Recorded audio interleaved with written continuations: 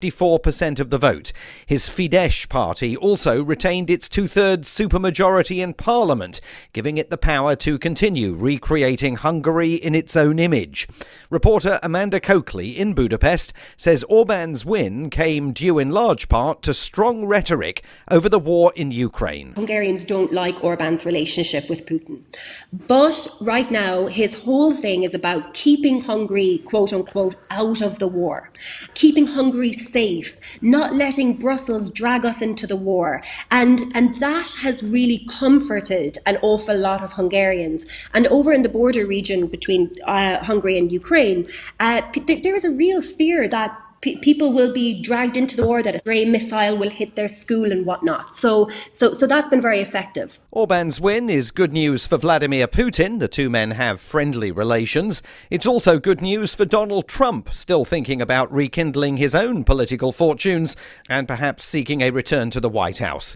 But by contrast, Orbán's victory is a huge headache for many of his fellow leaders across the European Union.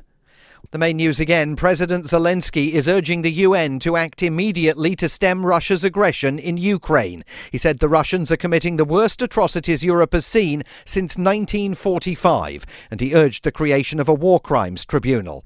Elon Musk is joining the board of Twitter, and Barack Obama returned to the White House for the first time since his presidency ended for an event celebrating Obamacare. There's more from us on Twitter at Feature Story. And that is the latest Feature Story news. Simon Marks reporting. After decades of searching the cosmos, today NASA announced that what it was really looking for was right here on planet Earth all along. For years, we've foolishly chased after comets, moons, and stars. Outer space may be beautiful, but it's not as beautiful as the smile of a child, nor as sublime as a good bottle of wine shared among friends. Our search ends where it began, here on this big blue marble. Astronomers say that while their telescopes were pointing at Mars, they never even noticed the planet that was right in front of them. NASA now plans to appreciate what they already have. The agency's latest report, entitled Wonder is Everywhere, Finding the Beauty in the Everyday, calls for further study of the little things that truly give life meaning. Warm rain on a summer day. The smell of pine trees, touching the worn paper of your favorite book. That's what's always made us happy. Not some asteroid a million miles away. This is the Onion News Network.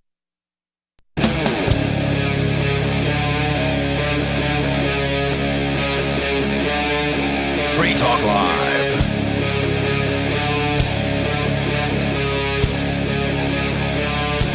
Welcome to Free Talk Live. The phones are open here. If you want to join the show, you can do that. The number is 603-283-6160. Here in the studio tonight, it's Ian. And Aria. We also bring things to the table that you might find interesting, but of course you can bring up whatever's on your mind. That's why we call the show Free Talk Live. Again, the number is 603-283-6160. To start out tonight, we're going to get to some stuff we promised last night, but as happens when people get on the phones and conversations get sidetracked, as sometimes do.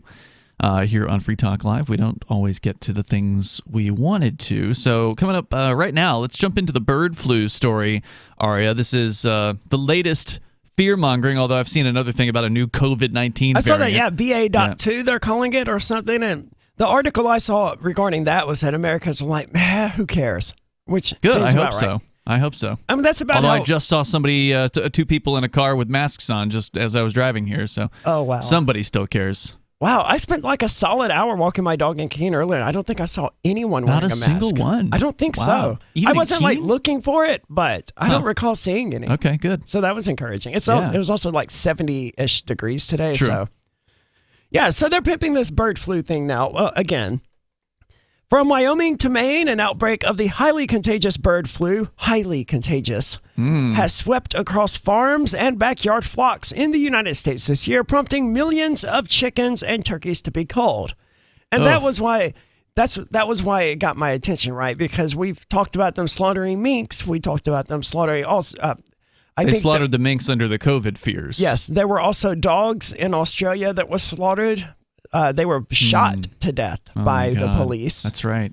And there was another one that the details of which I don't recall. But yeah, so this is just more of their slaughtering massive amounts of animals. So hold on. They say the bird flu is highly contagious, Do they mean highly contagious to birds?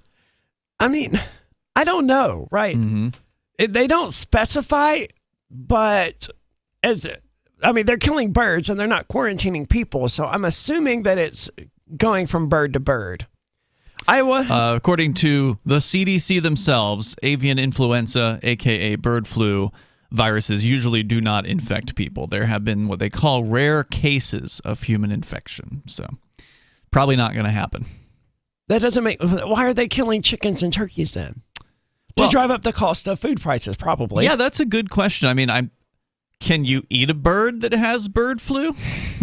I mean, if you cook it, probably, that's what right? I don't know. Better known as the bird flu, avian influenza is a highly contagious and deadly virus that can prey on chickens, turkeys, wild birds, including ducks and geese. It doesn't say anything about infecting people here, though. I guess the idea is that if something catches the bird flu, you want to kill it and anything it's contacted before they can reach other birds because they could all die. So you want to kill... That doesn't make any sense. It's going to die, so you want to kill it? Well, I guess the idea is you want to kill the ones with the bird flu so they don't kill everybody. Okay. How deadly is it then? It has to be extremely deadly. Yeah, I guess so. Symptoms of the virus include a sudden increase in the mortality of a flock, a drop in egg production, and diminished consumption of feed and water. So, standard flu-like stuff. The virus, Eurasian H5N1, is closely related to an Asian strain. Oh God, here we go. That has infected hundreds of people since 2003, mostly those who had worked with infected poultry. So evidently it can spread to people, hundreds well, of this them. particular strain is related to a strain, which obviously is related. They're all versions of the flu, so they're all related to some extent. According to WebMD, people do not catch the virus from eating fully cooked chicken or eggs. Okay. So yeah, you could eat a bird flu bird, nice. apparently. The risk to humans is very low, said Ron Keene, a faculty associate and extension specialist. It's not impossible for humans to get this virus, but it's been pretty rare. The CDC said it had been monitoring people in the United States who were exposed to infected poultry and other birds, but so far no cases of H5N1 infection have been found among them. So no real risk to humans, but let's splatter this headline all over the place like it, is somehow... It doesn't even sound like deal. It's that big a deal to the birds, right? It makes them where they don't eat, and it kills some of them. Deadly. Sure. Well, it does. It doesn't specify how deadly it is. Okay. Regrettably, the article does say yes, it is in fact safe to eat poultry and eggs. That if they're properly cooked, the chance of infected poultry entering the food chain is extremely low. The agency, that's the U.S. Department of Agriculture, said. But even if it does, it doesn't matter. Just cook it because no one should eat raw chicken anyway. You'll be just fine. H5N1, according to Healthline.com, was first discovered in humans in 1997 and has killed nearly 60% of those infected. I presume that means those birds? I don't know what that means. Presumably. That's pretty deadly then. So, hold on. It originated with... So it's not even an avian influenza. It's not a bird flu. It's a human flu. We gave it to the birds. Right? I don't know. Well, you said it originated with humans. Well, that's how they discovered it, apparently. Oh, that's fair. So egg production facilities that are subject to federal regulation are required to undergo daily inspections once per shift. I feel safer already. State inspection programs, which inspect poultry products sold only within the state they were produced, are additionally monitored by the USDA. I wish we had Conan with us tonight. He couldn't join us due to some work issues he had to take care of, but because he got on the air with us, and I don't know if you were on that show, but he talked about these vaccines that they give to chickens. Oh, he did? Yeah, I was here that night. Yeah, and that they're very, very common, that these vaccines are like bad news ultimately for, I don't remember what exactly, why they were bad news, but, vaccines bad, that kind of viewpoint. And so he made it sound like these vaccines were incredibly widespread.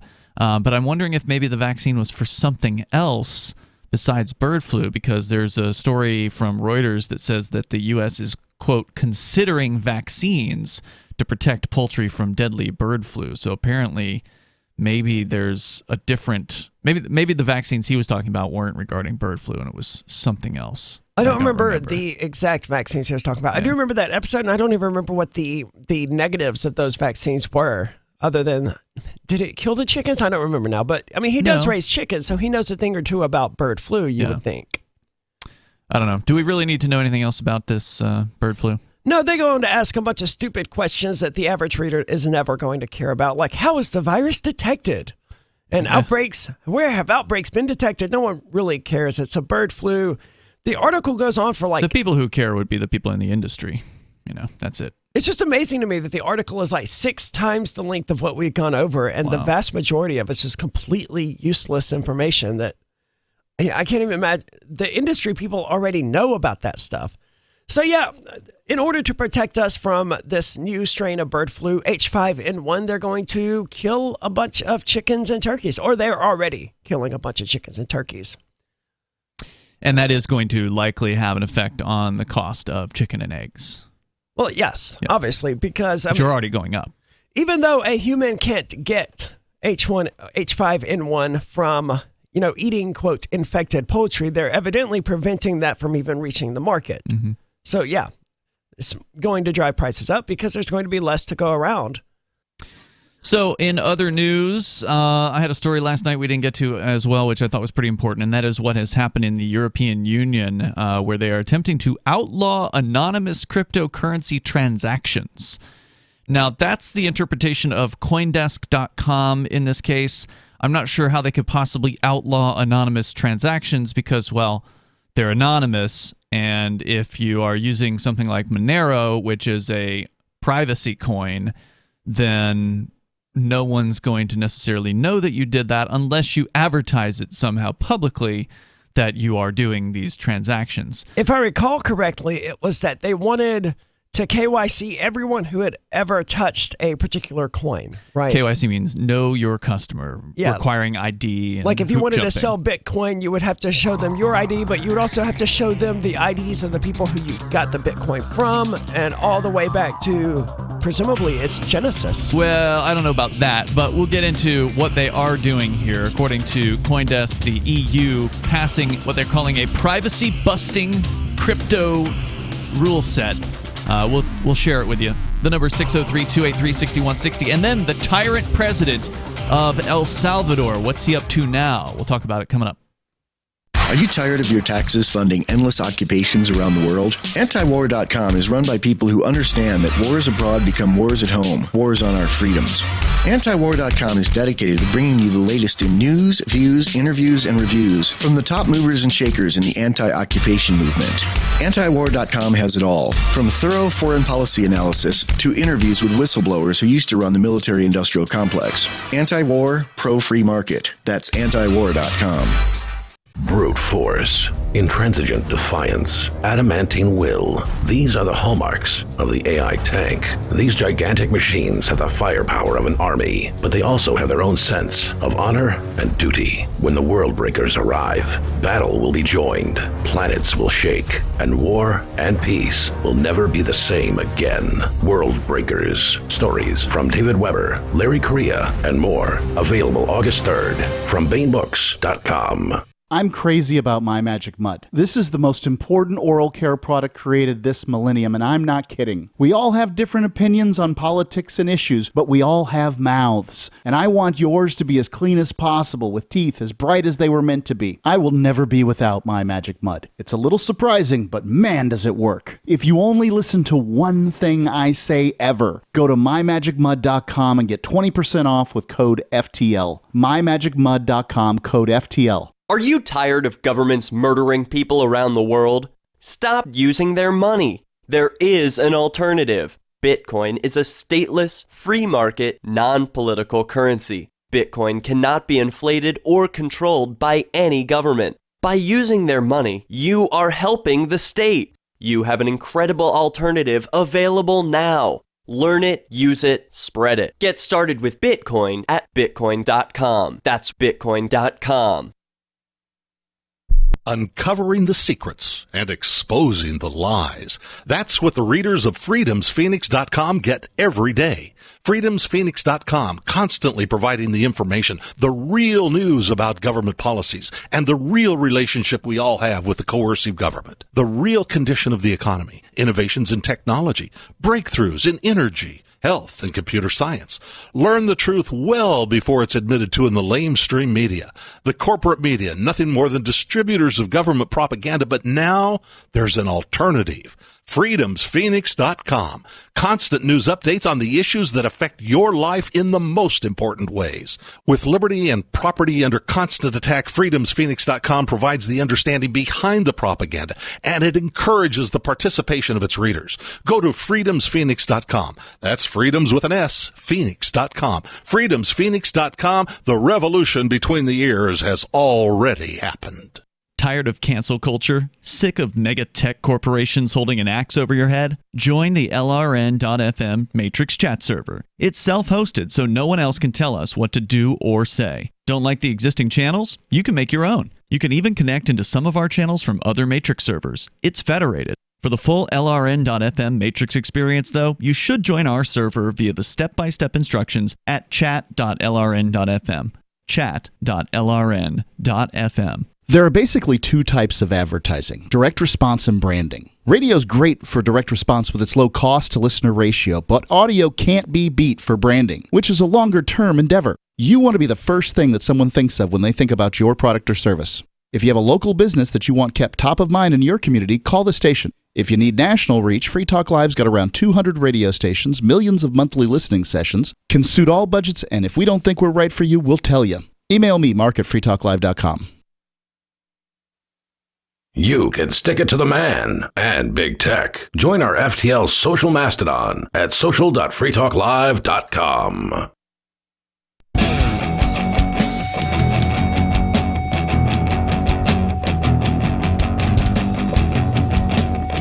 It's Free Talk Live, and you can join us here. Just dial in at 603-283-6160. That's 603-283-6160. Free Talk Live is brought to you by Bitcoin.com. And over at Bitcoin.com, they're huge fans of freedom. I happen to know the founder of Bitcoin.com, and he's definitely a liberty advocate. Bitcoin.com is also a great source for learning about cryptocurrency. So if you're ready to get started, just click Get Started at the top of the page. You'll get some introductory videos there that you can watch. The first one is all of about 3 minutes long. So if you're ready to start learning about Bitcoin and Bitcoin Cash, cryptocurrency in general, you ought to get on over to Bitcoin.com. Also, if you're not brand new to crypto, you can get the latest news headlines over at news.bitcoin.com anytime you want. They're updated every single day at news.bitcoin.com. This story coming from Coindesk.com. This is about the EU, which has voted, apparently, their lawmakers have voted in favor of controversial measures to outlaw anonymous crypto transactions, a move the industry says will stifle innovation and invade privacy. More than 90 lawmakers voted in favor of the proposal, according to documents seen by CoinDesk. They are intended to extend anti-money laundering requirements that apply to conventional payments that are over 1,000 euros, which is just around 1,100 US dollars, to the crypto sector. They also scrap the floor for crypto payments, so payers and recipients of even the smallest crypto transactions would need to be identified, including for transactions with unhosted or self-hosted wallets. So this would be private wallets, actual person wallets, people who have their own wallet. They're not using some sort of corporation to host their wallets. They're not on an exchange or whatever. So they're using like Coinami or Exodus or Edge. Yeah. Further measures under discussion could see unregulated crypto exchanges cut off from the conventional financial system. National governments said in December they wanted to scrap the European or Euro 1,000 threshold for crypto on the basis that digital payments can easily circumvent the limit, and to include private wallets that aren't operated by regulated crypto asset providers. So it looks like they've gone ahead and done that. I mean, that's true with most cryptocurrencies, right? Like, if they have a $1,000 limit, I mean, they don't use dollars, but let's just say dollars, and you want to get around that, that's fine. Just send a bunch of $999 transactions. in the banking system, that's called structuring. But That's a crime. in the cryptocurrency world, there's no such thing. Not yet. Not that we're aware of, at least. Right. So they want to get rid of that. Apparently, they've done that now. Such proposals are neither warranted nor proportionate, according to the European People's Party. They opposed many of the more controversial changes, condemning what they called a de facto ban of self-hosted wallets. They said, with this approach of regulating new technologies, the European Union will fall further behind other, more open-minded jurisdictions. Unquote. Well, this is what governments have always wanted in regard to cryptocurrency. They want, all of your cryptocurrency to be held by Coinbase or Kraken or Binance or one of these companies that will jump through all of their hoops and do all of their proper KYC or PayPal. And then if you want to send cryptocurrency to a friend of yours or to an employee or to a business that you're purchasing something from, they have to have one of these government-approved wallets from Coinbase or PayPal or someone, and you can't send it to a private wallet. That's what they've always wanted. That's why they've set up the system as they've set it up. I was talking about this at the Porcupine Freedom Festival last year. This is their game plan. That's exactly what they want. I've got a different story here from ZDNet that gets into more of the details on exactly what they're talking about doing, because CoinDesk just sort of does a basic overview. They say here that the proposed rules require crypto service providers to retain identity records about the sender and recipient of crypto transfers and make the records available to, quote, competent authorities, unquote. They're part of this EU package for anti-money laundering and countering financing of terrorism that they want to ban anonymous crypto wallets.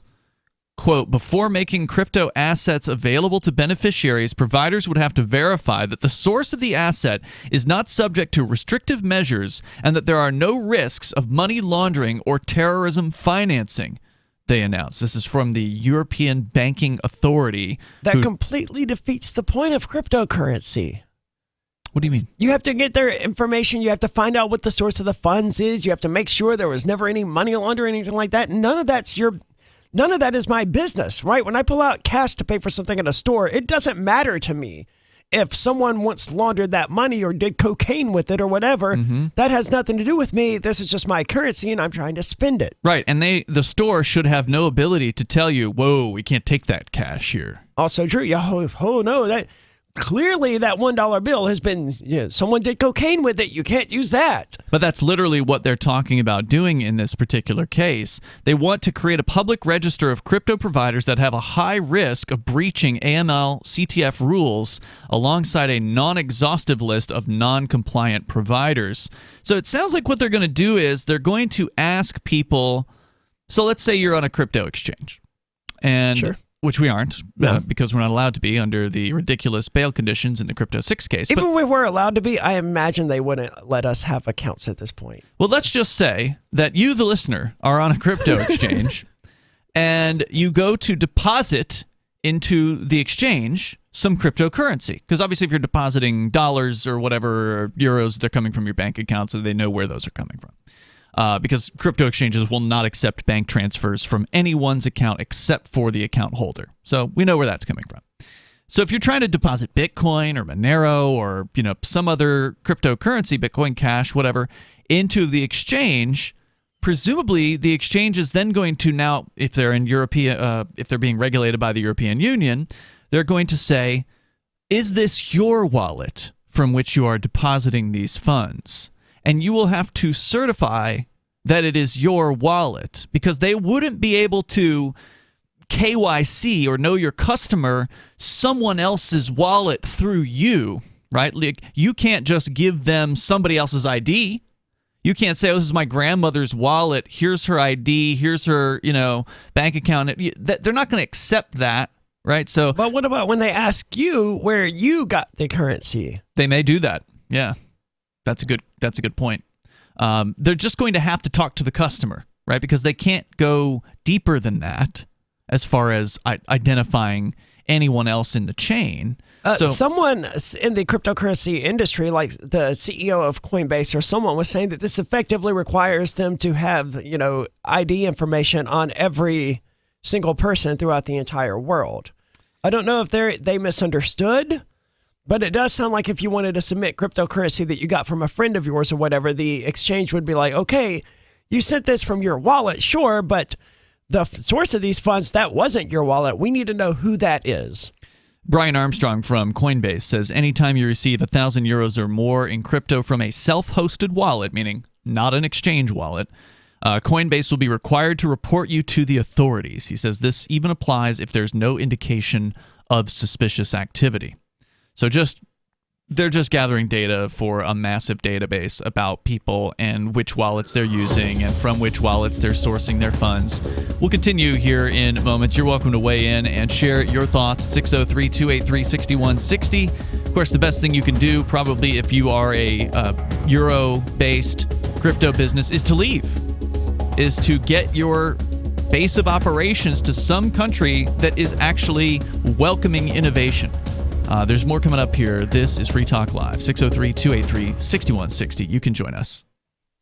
Free Talk Live's video archives have been on LBRY for years. LBRY is an uncensorable, decentralized, blockchain-based media sharing protocol, and we're big fans of it here on Free Talk Live. In 2020, LBRY launched Odysee, a video sharing website to compete with YouTube, and it's really taking off, now with over 1 million channels, many of whom are disaffected YouTube creators. During YouTube's crackdown for not towing the government line on COVID, the Free Talk Live YouTube channel started receiving strikes and could be completely taken down at any moment. Thankfully, Odysee started offering live streaming, so we're now streaming live every night and posting our video archives permanently to Odysee. You can watch live or anytime on our Odysee channel by visiting video.freetalklive.com. If you want to go all in, download the desktop app at lbry.com, and then every video archive you watch, you'll help seed and keep it online forever. At minimum, we ask you visit video.freetalklive.com and follow us on Odysee today. video.freetalklive.com.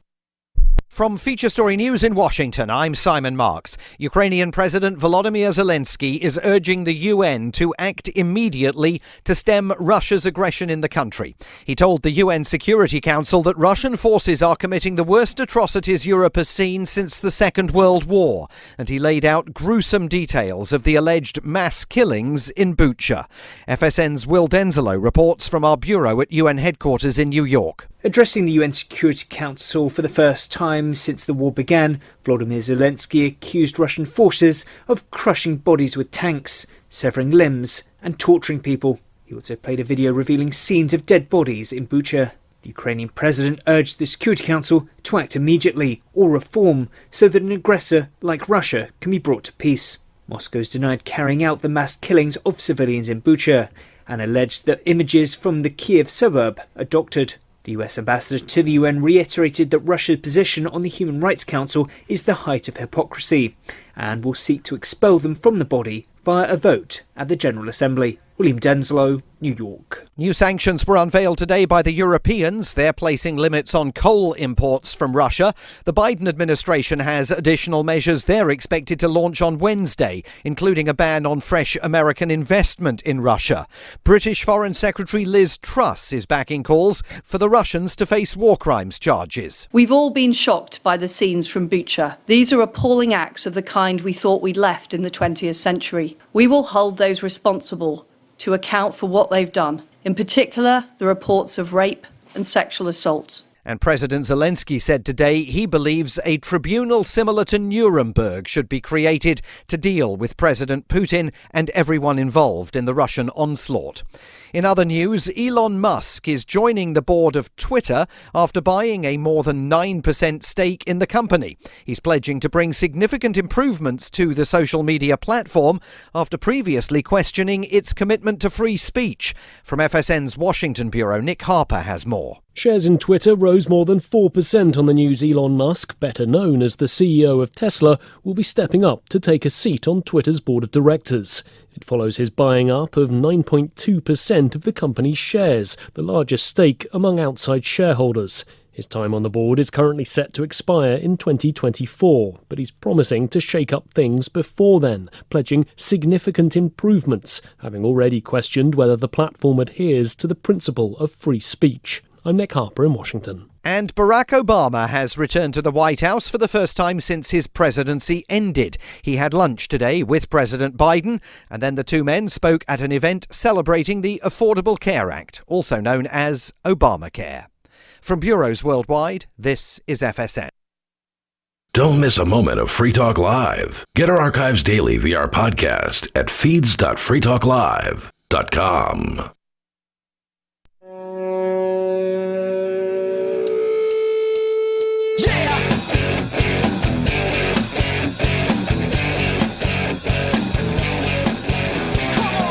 It's Free Talk Live, and you can join us here. The number is 603-283-6160. And there might be a little bit of good news in regards to this European crypto news. So even though the European Union has voted for this, 93-14, it's just the Committee on Economic and Monetary Affairs and the Committee on Civil Liberties that voted for this thing. Now it has to go in front of what's called the European Parliament's plenary session in April. So the Commission on, you said, Human Rights? No, Civil Liberties. Civil Liberties. They voted for this thing? Yes, they did. And voted for ridiculous restrictions on crypto transfers in and out of exchanges. It seems like it would be the job of the Civil Rights Commission to vote against nonsense like this. Welcome but this to is Europe. the European Union. Yeah. So the good news is this isn't done. This can still be stopped at whatever the plenary session is. I don't know that terminology. So let's see. It is the part of the meeting or conference that everyone attends. Okay, so this would be the plenary session would be it's the equivalent of the full U.S. House or whatever, the full governance group is meeting. So this will be voted on this month.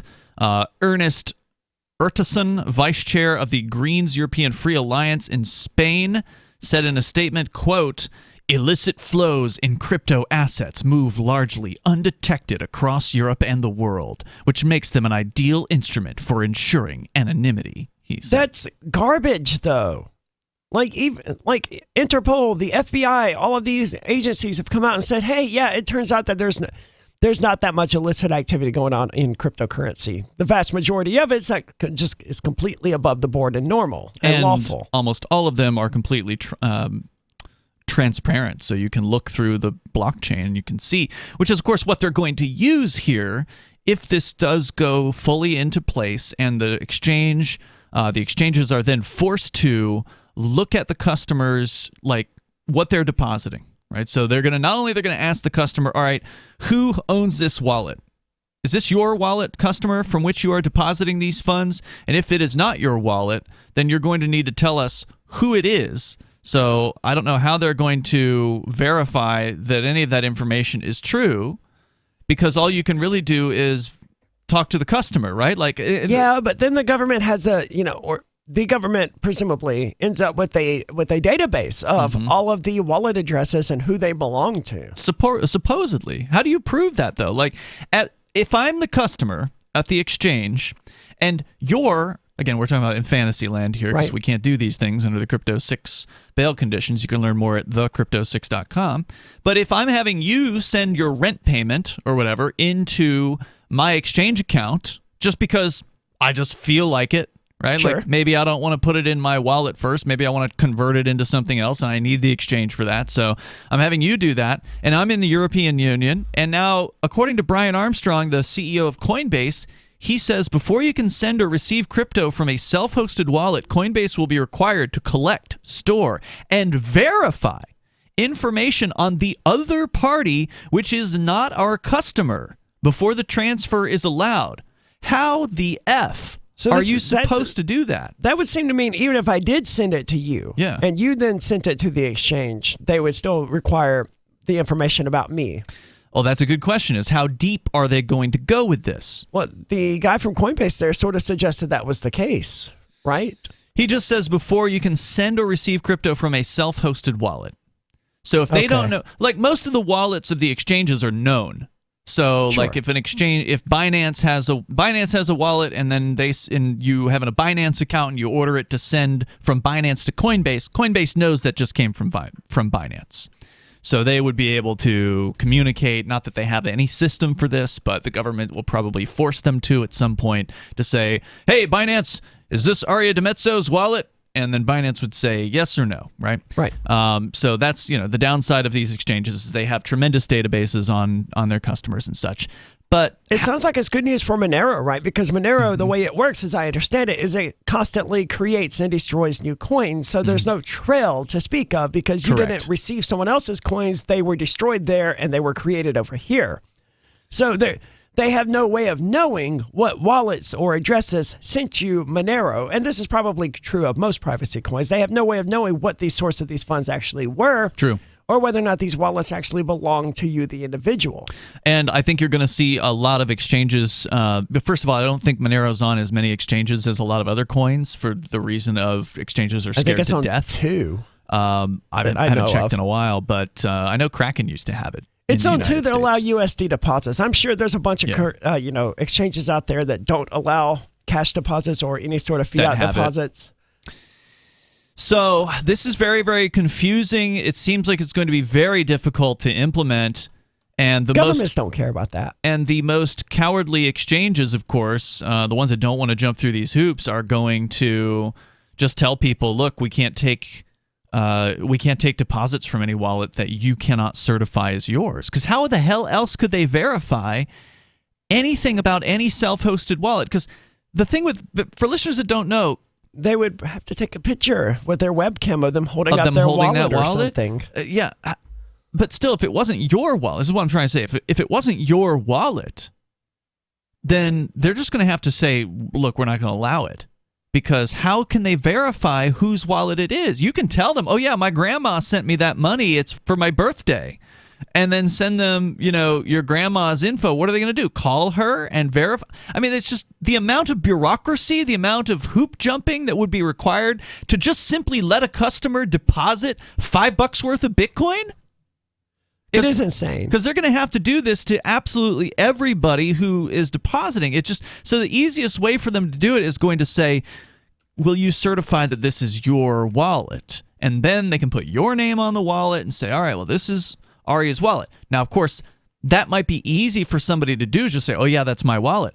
But if it's not their wallet and that wallet gets caught up in some sort of criminal activity, let's say that wallet is involved in some kind of darknet dealings and can be traced to that. Because, again, some darknet sites might still take Bitcoin. I don't know for sure how many of them do. But for a while, there was some that took Monero and some that took Bitcoin, and then some went Monero only. But let's just say, this wallet that you previously lied to the exchange and told them was yours just so you could get it to deposit into your account. You thought, oh, there's nothing wrong with that. Then all of a sudden it gets tied up in some sort of criminal activity that you had nothing to do with. Well, guess what? Now it's on the record as you certifying that it was your wallet. So people could get themselves into certified that it was your wallet at that particular time. But it could have changed hands. Yeah, that doesn't mean you didn't turn over the private keys to someone else. That's true. That's a good point. That doesn't mean that's going to save you from criminal charges. No, and I wouldn't want to try to make that argument in a European court. Yeah. But strictly speaking, just because a wallet once belonged to someone doesn't mean it still does. Yeah, I mean, this is just creating an incredible amount of hassle for these exchanges to just do basic levels of business. Let's see what else we need to know about this here. On privacy protections, this is one of the bureaucrats speaking. Quote, no information will be included in the transfer itself or transmitted to the counterparty. If there is a risk that such counterparty is not able to protect the confidentiality of the data, we clarify the period and conditions of data retention. What the hell does that mean? I think that means that they're saying, oh, don't worry, the exchanges will keep your information safe. Yes, like Visa and MasterCard and Bank of America have a long history of doing with customers' private information. Transfers. That was sarcasm, by the way. To and from unhosted wallets will be subject to traceability rules and reporting, and identity verification will need to be verified. Chief Legal Officer of Coinbase, Paul Grewal, said that law enforcement can already track and trace digital asset transfers with advanced analytics tools, and said none of this requires upsetting the settled privacy expectation of wallet holders. Coinbase is describing this as a critical EU vote. And if adopted, this revision would unleash an entire surveillance regime on exchanges like Coinbase, stifle innovation, and undermine self-hosted wallets that individuals use to securely protect their digital assets. Sounds like an absolute nightmare waiting to happen. I guess if you're in the European Union, you can beg your politicians to not do this. That'll work. But the committee voted overwhelmingly in favor of it, so we'll keep an eye on it. Why did you move to the Shire? I moved here to the Shire because there's other people around who take liberty just as seriously as I do. I moved to the Shire because I saw videos of people challenging authority and thought that I could get support myself. It called to me, like, do this, right now. I wanted to be around people like me who got it, and once I got here, I knew there was nowhere else that I wanted to be. I've always wanted to change the world, so I moved to the Shire to join people who were actually working towards doing the same thing.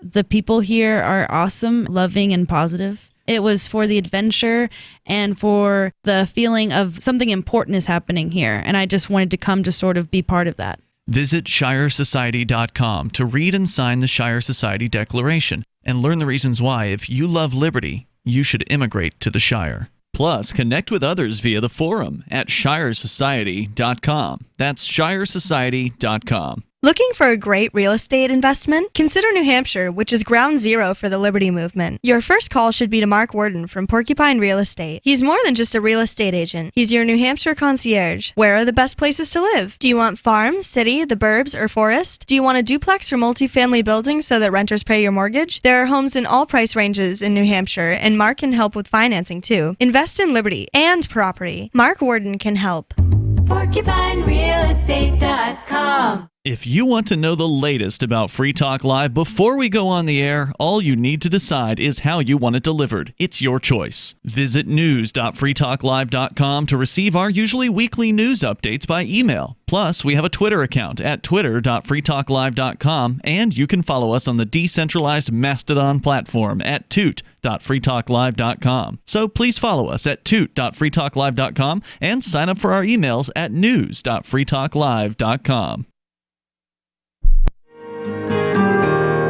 So the protection of life, liberty, and property is what the Free State Project is all about. But it's an effort to move 20,000 people who understand. It's about demonstrating to the entire country that, yeah, we can have a free market, a truly free market. Making it just a freer, great place to live. It's the world's largest voluntarist libertarian community, and it's only getting bigger. That's amazing. To be able to move to a place where other people passionately believe in being free and independent. What the Free State Project is managing to do, though, is to put their money where their mouth is. It's physically getting up across the country and saying, let's go someplace and let's demonstrate the power of these ideas. There's a lot of kind of philosophy that surrounds liberty. There's a lot of thinking about it and talking about it. But here in New Hampshire, people are doing it. 101 Reasons Liberty Lives in New Hampshire, a documentary by Free State Project Early Movers. Watch it free at 101reasonsfilm.com. 101reasonsfilm.com. There are lots of ways to listen to Free Talk Live. Our podcast has been around since podcasts began, and now the FTL feed is loaded with content besides our full show archives. Did you know that we make it easy for you to customize your podcast subscriptions? We have different feeds, one that includes only our full shows, one with just the Daily Digest, and our main feed that includes everything. You decide what you listen to. It's quick and easy to customize your feeds at feeds.freetalklive.com. That's feeds.freetalklive.com. So you've signed the Shire Society Declaration and are planning your move to New Hampshire to be around more liberty-oriented people. Next, sign up for the Shire Society Forum at forum.shiresociety.com. There are a bunch of people there who are already in the Shire, and they want to meet you. If you're already in the Shire physically, you should also come by the forums. Remember, not everyone uses Facebook. New people are signing up for the Shire Society Forum every month, so drop in and say hello at forum.shiresociety.com. We're still not sure why you'd want to watch, but our video feed is streaming nightly for free at cam.freetalklive.com.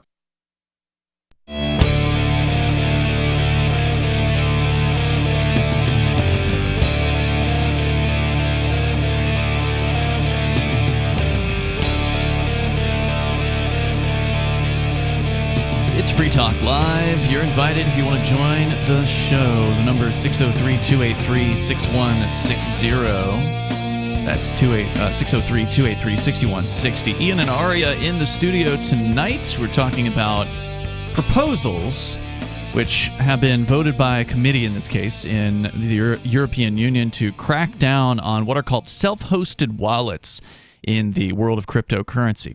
And for those of us that understand the self-hosted wallets, this is a nightmare that is brewing for the people in European Union. And what it means is, what a self-hosted wallet means is that you have control over your cryptocurrency, not some corporation, not some exchange which is subject to government restrictions and controls and regulations. And so they're trying to make life difficult for people who have self-hosted wallets by basically making it an incredible hoop-jumping measure simply to send crypto from your self-hosted wallet into an exchange. We're going to keep, if we hear more about this, we're going to keep you up to date as it develops. Right now, they're looking at having the full European Parliament, I believe, vote on this at some time this month, but the committee already voted overwhelmingly in favor of it. So the odds that this is going to get smacked down seem relatively low, although it could happen. So we'll see how that pans we've seen out. weirder things with committees recommending bills that And they then don't the opposite happens. Yeah. You make a good point, though. You said earlier there's probably going to be like I certify that this is my wallet. I imagine it would be something like that. It's just some simple checkbox, right? Right. And then on the back end, they catalog your wallet, that wallet address as belonging to you, and they have that information available whenever a government wants it. Yep. Not a good situation for any user to be in. Yeah, and they're also going to require, if this passes, any amount over €1,000 automatically is reported to the state. So in the same way that banks report transactions over a certain size, which in the United States it's like $10,000 cash, and I believe there's a €10,000 cash transaction report in the European Union, this would be a tenth of that, €1,000. I mean, that's like a rent payment for somebody. They're going to be reporting all of that to some central bureaucracy, building a file about you. Yeah, all the more reason for people to get into Monero or some other privacy wallet that won't have these issues. But of course, then you can't just send those to Coinbase and cash them out so you can pay your rent to your corporate landlord or whatever, right? Yeah. There are some places where you can't just spend cryptocurrency, so you need to swap it out for a different currency. Yeah, unfortunately, these centralized exchanges have their uses, but what I hope to see in time is the decentralized finance people basically put a stake in the heart of these centralized exchanges. That would be lovely. It hasn't happened yet, but there is a project out there that's worth looking at. It's called Thorchain. THOR, Thorchain, and it is a decentralized exchange, and not in the method of previous decentralized exchanges, which have all been on one particular blockchain. So for listeners unfamiliar, there's a bunch of different cryptocurrencies out there. Bitcoin, of course, is the number one most popular, and it basically is just transferring value from one point to another. But on other cryptos like Ethereum, they can have what are called tokens. And the Ethereum token market is incredibly huge. I mean, it's way bigger than probably just Ethereum on its own. If you like added up the value, I'm sure it is. All the tokens combined out there, and I don't know what that is, but it's tremendous. So, for instance, like Shiba Inu, which a lot of people talk about, was a huge meme coin that came out a couple of years ago and then blew up in price. That was all done on the Ethereum blockchain. Shiba Inu is just an Ethereum token. Is it really? I did not know that. As I understand it, that's what it is. And it's one of, I don't know how many millions or hundreds of thousands of these, Ethereum tokens there are. And so there's bound to be hundreds of millions. It takes just a few clicks to create an ERC20 token. It's super easy. So then there are these things called decentralized exchanges like Uniswap or SushiSwap, and there's a bunch of them out there that you can go to with your Ethereum wallet, your self-hosted Ethereum wallet, and you can just connect to it, and they don't ask you who you are. And then you can change. Well, why should they? It's not their business if you're converting one digital asset into another digital asset. That's no one's business but yours. Well, you would think that, but because they are not a centralized system, they can't be targeted by these governments in the same way that Coinbase or Binance or one of these other centralized exchanges can. Those centralized exchanges have an office. They have people sitting there, and SWAT teams can go in and raid that place. But in the case of the decentralized exchange, in theory, they don't have the ability to do that because decentralized exchanges are almost all open source.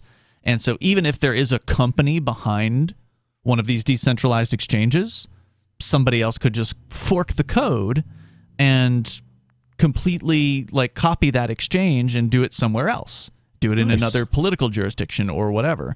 But the problem with decentralized exchanges until recently has been that they only work on one cryptocurrency system. So most of them were Ethereum based. So you could go in and exchange Shiba Inu for, what was the one that Kim Kardashian was doing? Ethereum Max or whatever. Any of these Ethereum tokens, regardless of how popular they are or how brand new and no name they are, anything can be swapped. There's no centralized authority deciding we will accept this token and not this token. No, anybody that wants to change one token to another can go there. You can create a liquidity pool. You can make all this stuff happen without asking anyone's permission. So that's the brilliance of the decentralized exchange. But the problem is you can't take Bitcoin and exchange it for Ethereum. Right. You can't take Ethereum and exchange it for Bitcoin Cash or for any of the other, what they call level 1 cryptocurrencies until Thorchain.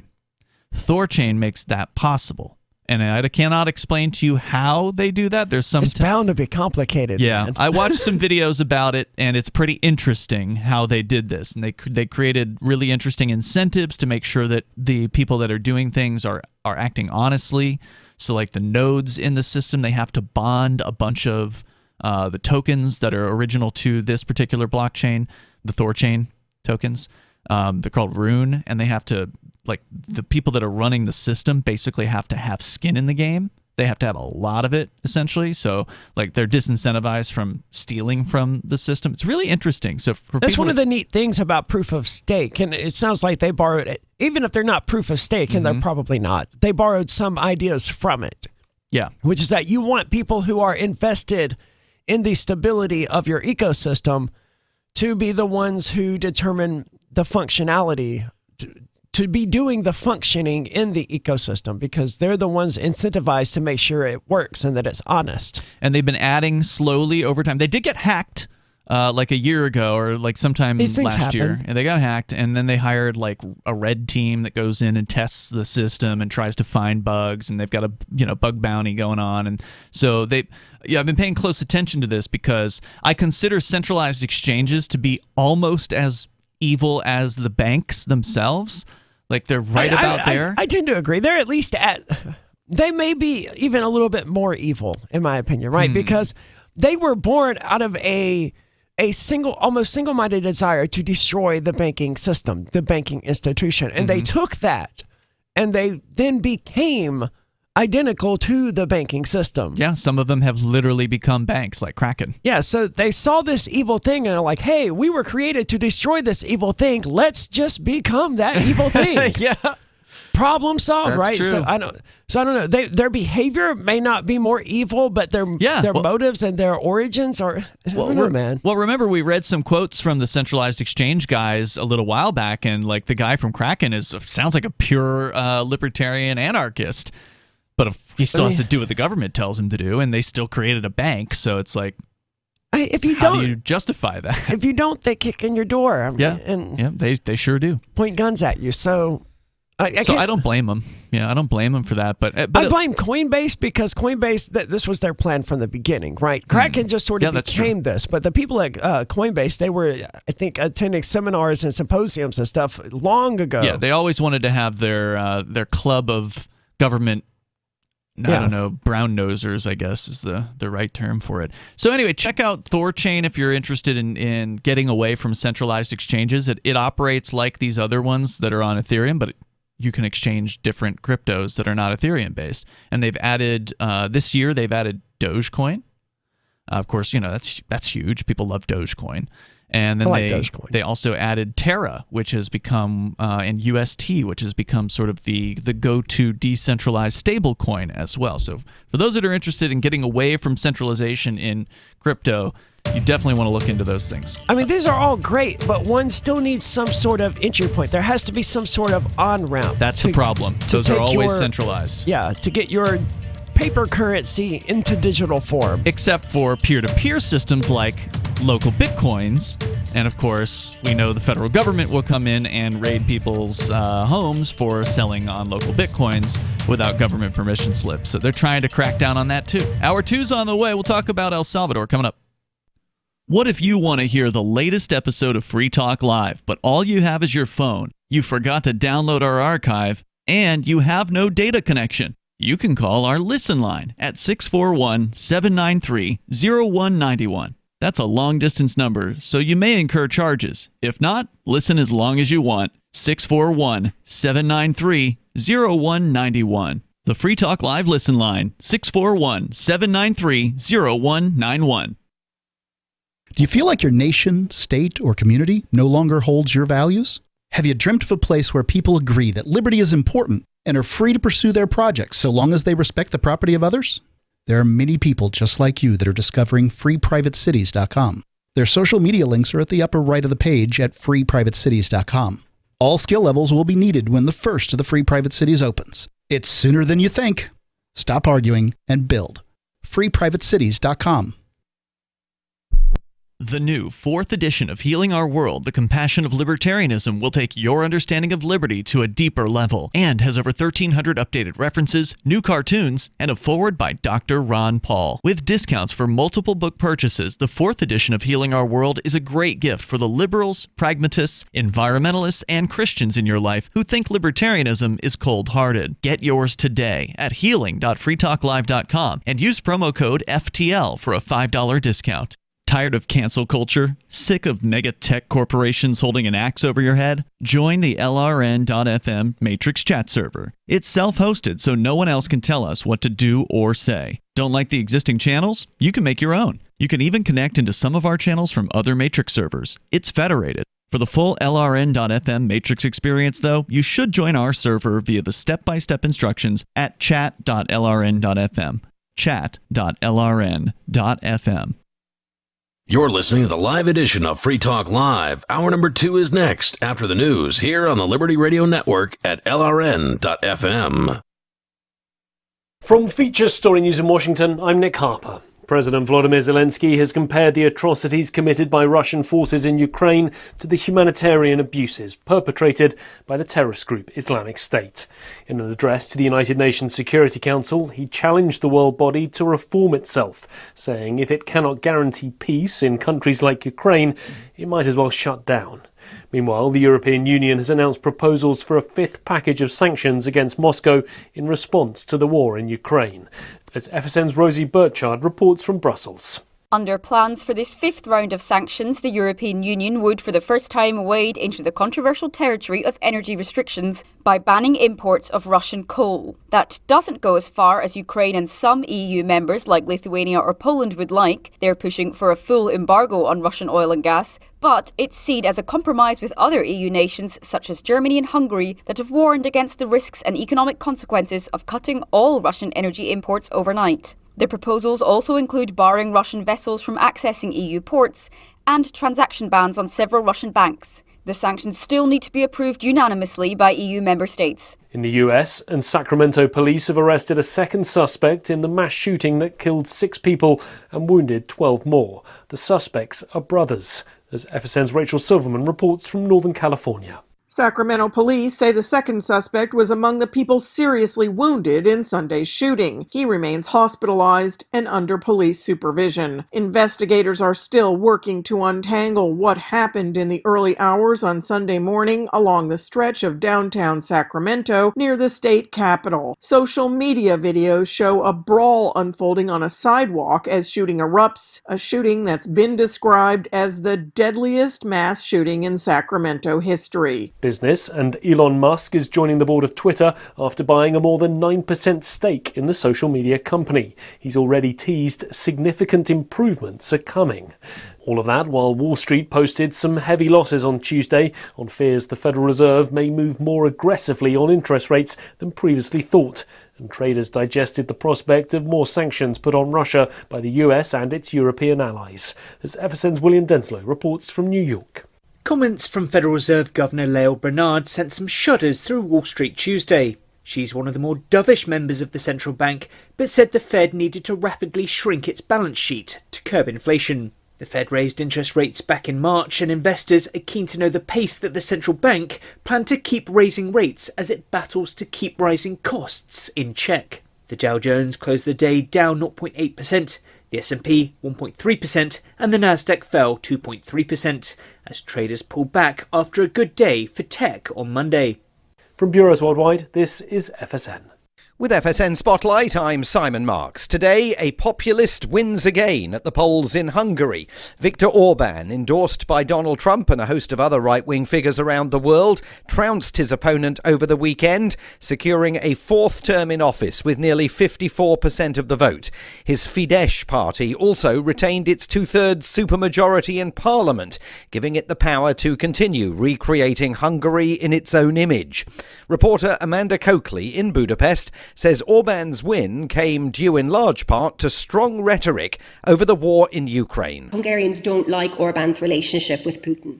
But right now, his whole thing is about keeping Hungary, quote unquote, out of the war, keeping Hungary safe, not letting Brussels drag us into the war. And that has really comforted an awful lot of Hungarians. And over in the border region between Hungary and Ukraine, there is a real fear that people will be dragged into the war, that a stray missile will hit their school and whatnot. So that's been very effective. Orban's win is good news for Vladimir Putin. The two men have friendly relations. It's also good news for Donald Trump, still thinking about rekindling his own political fortunes and perhaps seeking a return to the White House. But by contrast, Orban's victory is a huge headache for many of his fellow leaders across the European Union. With FSN Spotlight, I'm Simon Marks. And the main news again. President Volodymyr Zelensky has compared the atrocities committed by Russian forces in Ukraine to the humanitarian abuses perpetrated by the terrorist group Islamic State. In the US state of California, police have arrested a second suspect in the mass shooting in Sacramento that killed 6 people and wounded 12 more. And Wall Street posted heavy losses on fears the Federal Reserve may move more quickly to raise interest rates. That's Feature Story News. Nick Harper reporting.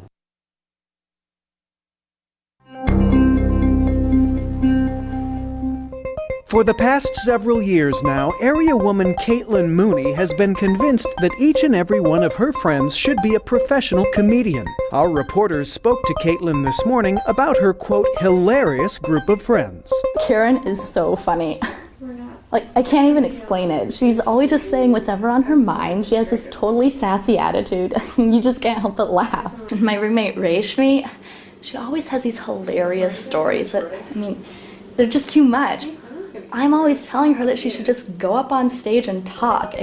Everyone would love it. Mooney went on to say that her good friend Lauren is so funny she could, quote, definitely be on Saturday Night Live or The Office, a sentiment she echoed about a number of her other acquaintances, including her childhood friend Marcia, her college roommate Angela, her coworker Julie, and even her sister Jennifer. This is the Onion News Network.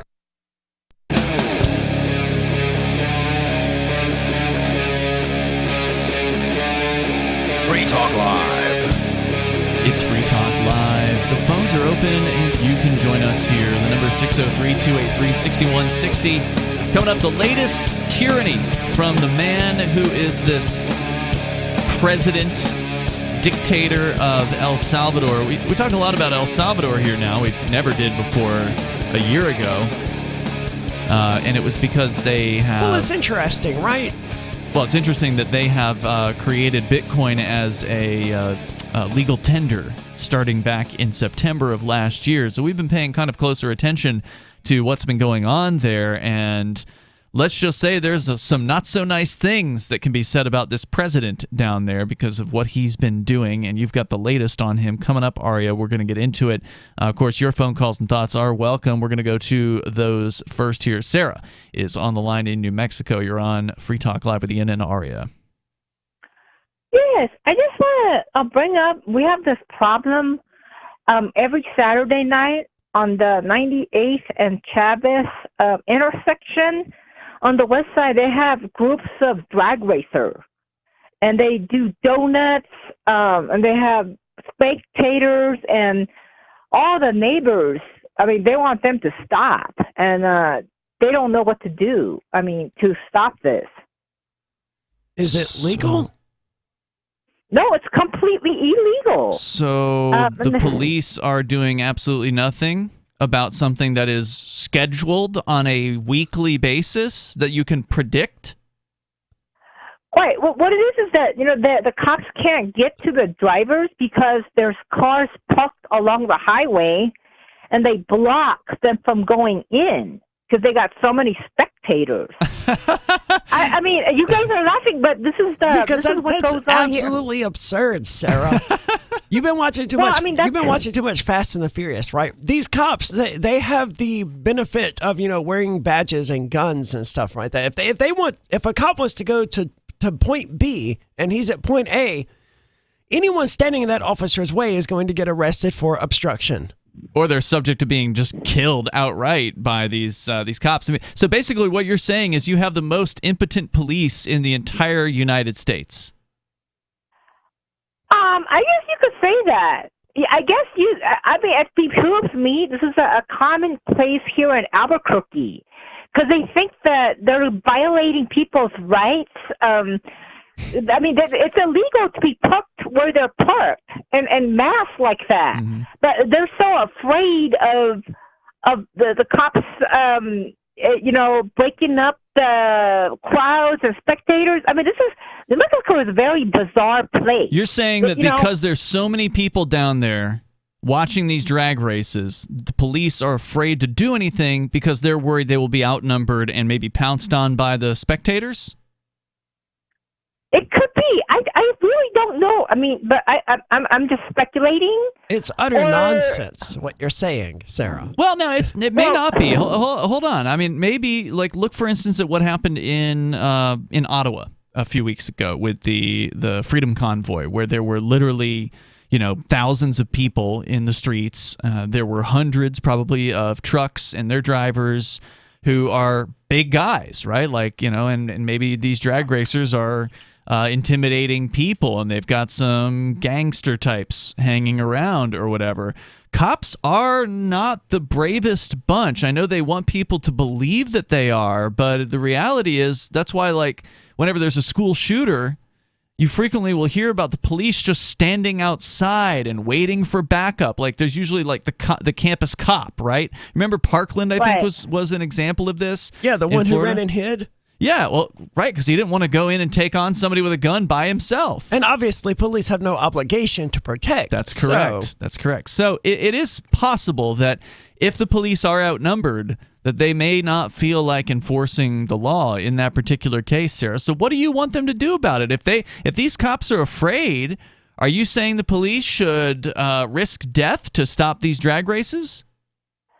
Well, it was on the news, so the neighbors are wanting to maybe blockade they could temporarily blockade the road on Saturday nights from midnight. A lot of the neighbors have done that, or they're thinking of putting speed bumps, or they're coming up with different ideas. But you're right, the police don't want to confront. They just don't want to trample in and say you guys all clear out. That's what. Sir, I want to make sure I understand the problem and the solution here. So in order to prevent people from blockading the streets so that they can have drag races, the solution is to blockade the streets. Is that correct? Well, let's, for example, Saturday from 1 o'clock to 3 o'clock in the morning, sure, they would have these little fences that would block the intersections. Maybe they would just have the one intersection going one way, but they can't be doing donuts and Does it hurt you when they do donuts? No, this area is about maybe 5-6 miles out from where I'm at, so I'm clearly away from that. Does it hurt anyone in the area when they do donuts? Well, you know what? The neighbors, the people there, they think that somebody will get hurt eventually. But what are the neighbors' complaints? But no one's been hurt yet, right? It doesn't sound like it. Are the complaints from the neighbors that it's just loud? What are they upset about exactly? It's loud, and they're afraid of the kind of people that are there, like the gangbanger type of people, the lawbreaker kind of people that hang around. and they might be having guns there. And then something, a lot of these drag racers wind up turning into murder if they lose the race. What? One guy had shot the other guy and shot him dead. Yeah, one of them did that like about a month ago.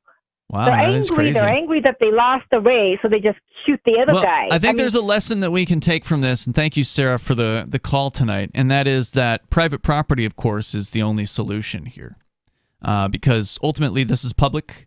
These are public streets, public roads, which means that the police are who you have to turn to for enforcement of whatever it is that's going on that you don't want to have going on, and if police aren't willing to do it. Then what do you do? I found a story about drag racing in Albuquerque because I was curious, if there was some sort of murder regarding, drag racing, that would be relatively easy to find. Evidently, there is sort of a high-speed problem plaguing Albuquerque, and it is the illegal events known to happen all over the city, but authorities say it's only gotten worse since the onset of COVID-19. They say usually these drag racers don't expect law enforcement to do much. They frequent areas where they drag race, and we know where those areas are, said Sergeant Carroll, so they do know. And there is some sort of schedule to these things. We've had some instances in the past where we've had some vehicle pursuits where we've had drag racers try to interfere. We've also had some drag racers interfere in some of our traffic stops. So nice. They have These a guys video sound here pretty cool. It sounds like nonsense. I mean, it doesn't sound like they're actually hurting anything. They do have a really interesting video here of, 15 to 20 drag racers going through the streets of Albuquerque, but I didn't find anything about anyone getting shot over drag racing. There's plenty of, people die in car wrecks and stuff like that in Albuquerque. And I mean, Mexico and New Mexico in general. Like, here's a woman who was killed while crossing the street. Oh, God, don't let Sarah. I hope Sarah didn't hear that. She's on hold. So, yeah, she did hear it. Thanks, Sarah, for the call. There was apparently a guy that at least got killed in a race. Somebody was racing, crashed into Father Graham Golden's car, and he died. So I guess he wasn't one of the racers, but somebody else. So, yeah, I mean, that's unfortunate. There are risks involved in drag racing, and maybe there needs to be places where people can go and do these things that are, like, not in the streets. You know what I mean? Maybe there should be, like, a drag strip or something. I mean, I'm fine with them doing it in the streets if they can do it safely, and if they can, keep, Father whatever from trying to cross the street. That's generally, as I understand it, why they do these things at like 2 o'clock in the morning, right? That's true. The streets are emptier and stuff like that. But It would be better if they had some sort of speedway or somewhere they could go where it was legal. Not that I particularly care about that, but it also means you're not going to have to deal with pedestrians and people parking their cars and all that sort of thing. Well, again, you've got a problem here with the tragedy of the commons. People want to go down and use the streets they paid for to do drag racing on, and the police don't want to do anything about it. You're about out of options as far as what to do about this situation. There's more coming up. It's Free Talk Live. My name is Jacob Hornberger. I'm president of the Future of Freedom Foundation, which Congressman Ron Paul awarded for having an outstanding freedom website. Write us at fff@fff.org, and we'll send you a free 3-month subscription to our monthly journal of libertarian essays and our booklet, Economic Liberty in the Constitution, which George Mason University economics professor Walter Williams praised in a recent column. That's fff@fff.org.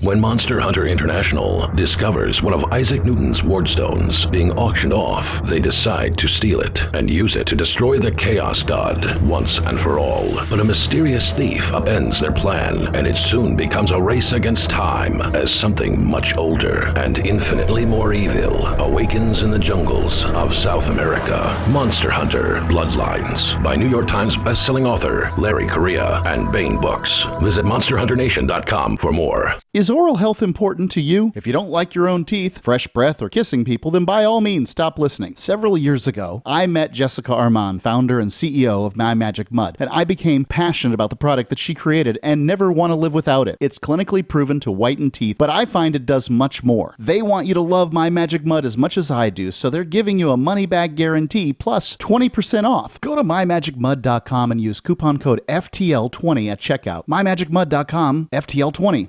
Are you tired of governments murdering people around the world? Stop using their money. There is an alternative. Bitcoin is a stateless free market non-political currency. Bitcoin cannot be inflated or controlled by any government. By using their money, you are helping the state. Stop doing it. You have an incredible alternative available now. Learn it, use it, spread it. Get started with Bitcoin at bitcoin.com. That's bitcoin.com. Anyone can publish on the internet, but not everyone is publishing material suited for online reading. According to the Yahoo Style Guide, it cautions that internet content has a few seconds, 3 or less, to encourage people to read more, to take action, or navigate to another one of your pages. So make it easy for readers to pick and choose.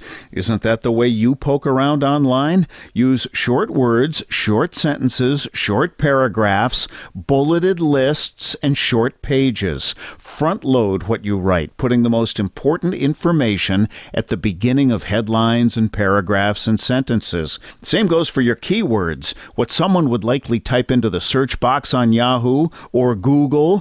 For more tips on communicating better online or in a job interview or everyday life, hit survivalspeech.com. I'm Holland Cook. If you want to know the latest about Free Talk Live before we go on the air, all you need to decide is how you want it delivered. It's your choice. Visit news.freetalklive.com to receive our usually weekly news updates by email. Plus, we have a Twitter account at twitter.freetalklive.com, and you can follow us on the decentralized Mastodon platform at toot.freetalklive.com. So please follow us at toot.freetalklive.com and sign up for our emails at news.freetalklive.com. There are basically two types of advertising, direct response and branding. Radio's great for direct response with its low cost to listener ratio, but audio can't be beat for branding, which is a longer-term endeavor. You want to be the first thing that someone thinks of when they think about your product or service. If you have a local business that you want kept top of mind in your community, call the station. If you need national reach, Free Talk Live's got around 200 radio stations, millions of monthly listening sessions, can suit all budgets, and if we don't think we're right for you, we'll tell you. Email me, mark@freetalklive.com. You can help spread the ideas of liberty with our Patreon for just $5 per month at amps.freetalklive.com.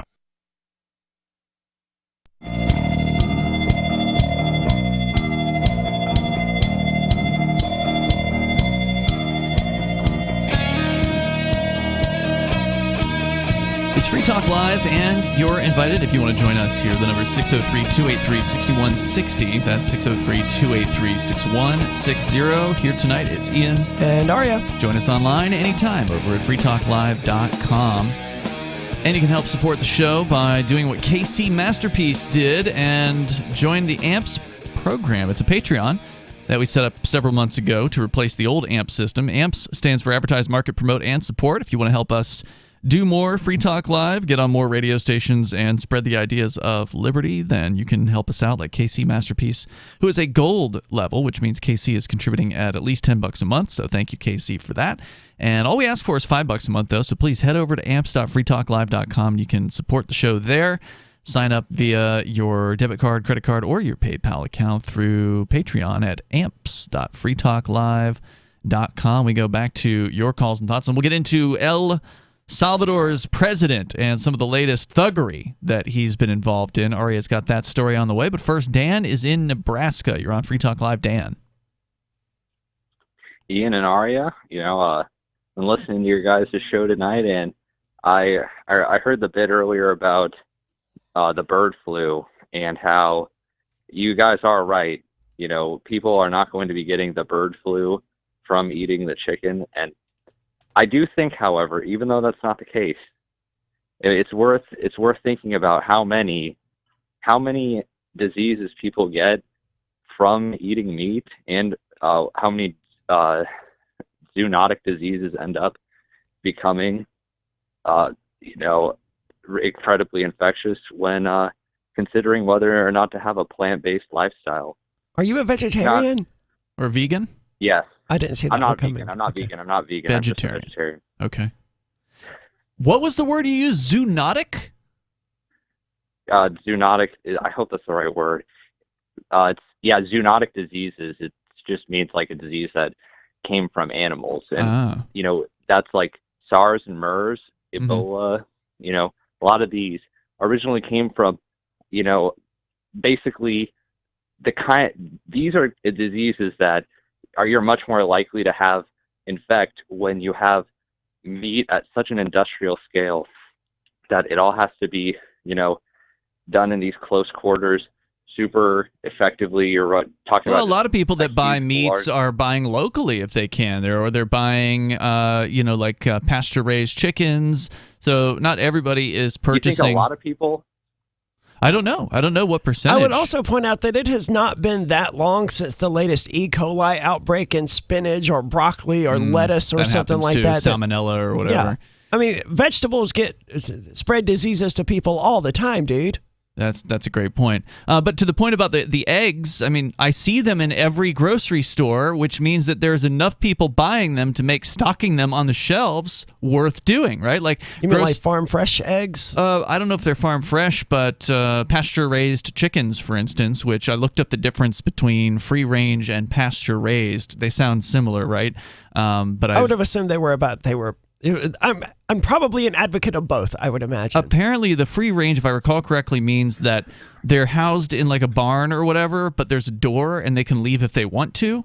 And then pasture raised is they're just outside and then there's a place they can go for shelter. So the pasture raised ones you're likely to get more yellow or like more orange colored yolks because they're they're healthier. They eat more grass and like bugs and stuff like that. It was an interesting distinction, and their yolks are much more orange. It's like very dark. Interesting. Yeah, because I tend to buy farm. I don't remember the terminology they use, but they're supposedly organic, non-industrial eggs from like Market Basket. But recently at Market Day here in Westmoreland, I got some actual 100% for real, straight from the farm. Yeah. Chicken eggs, and I'm really interested now to try them to see what the difference is because they visibly are different. Are they bigger?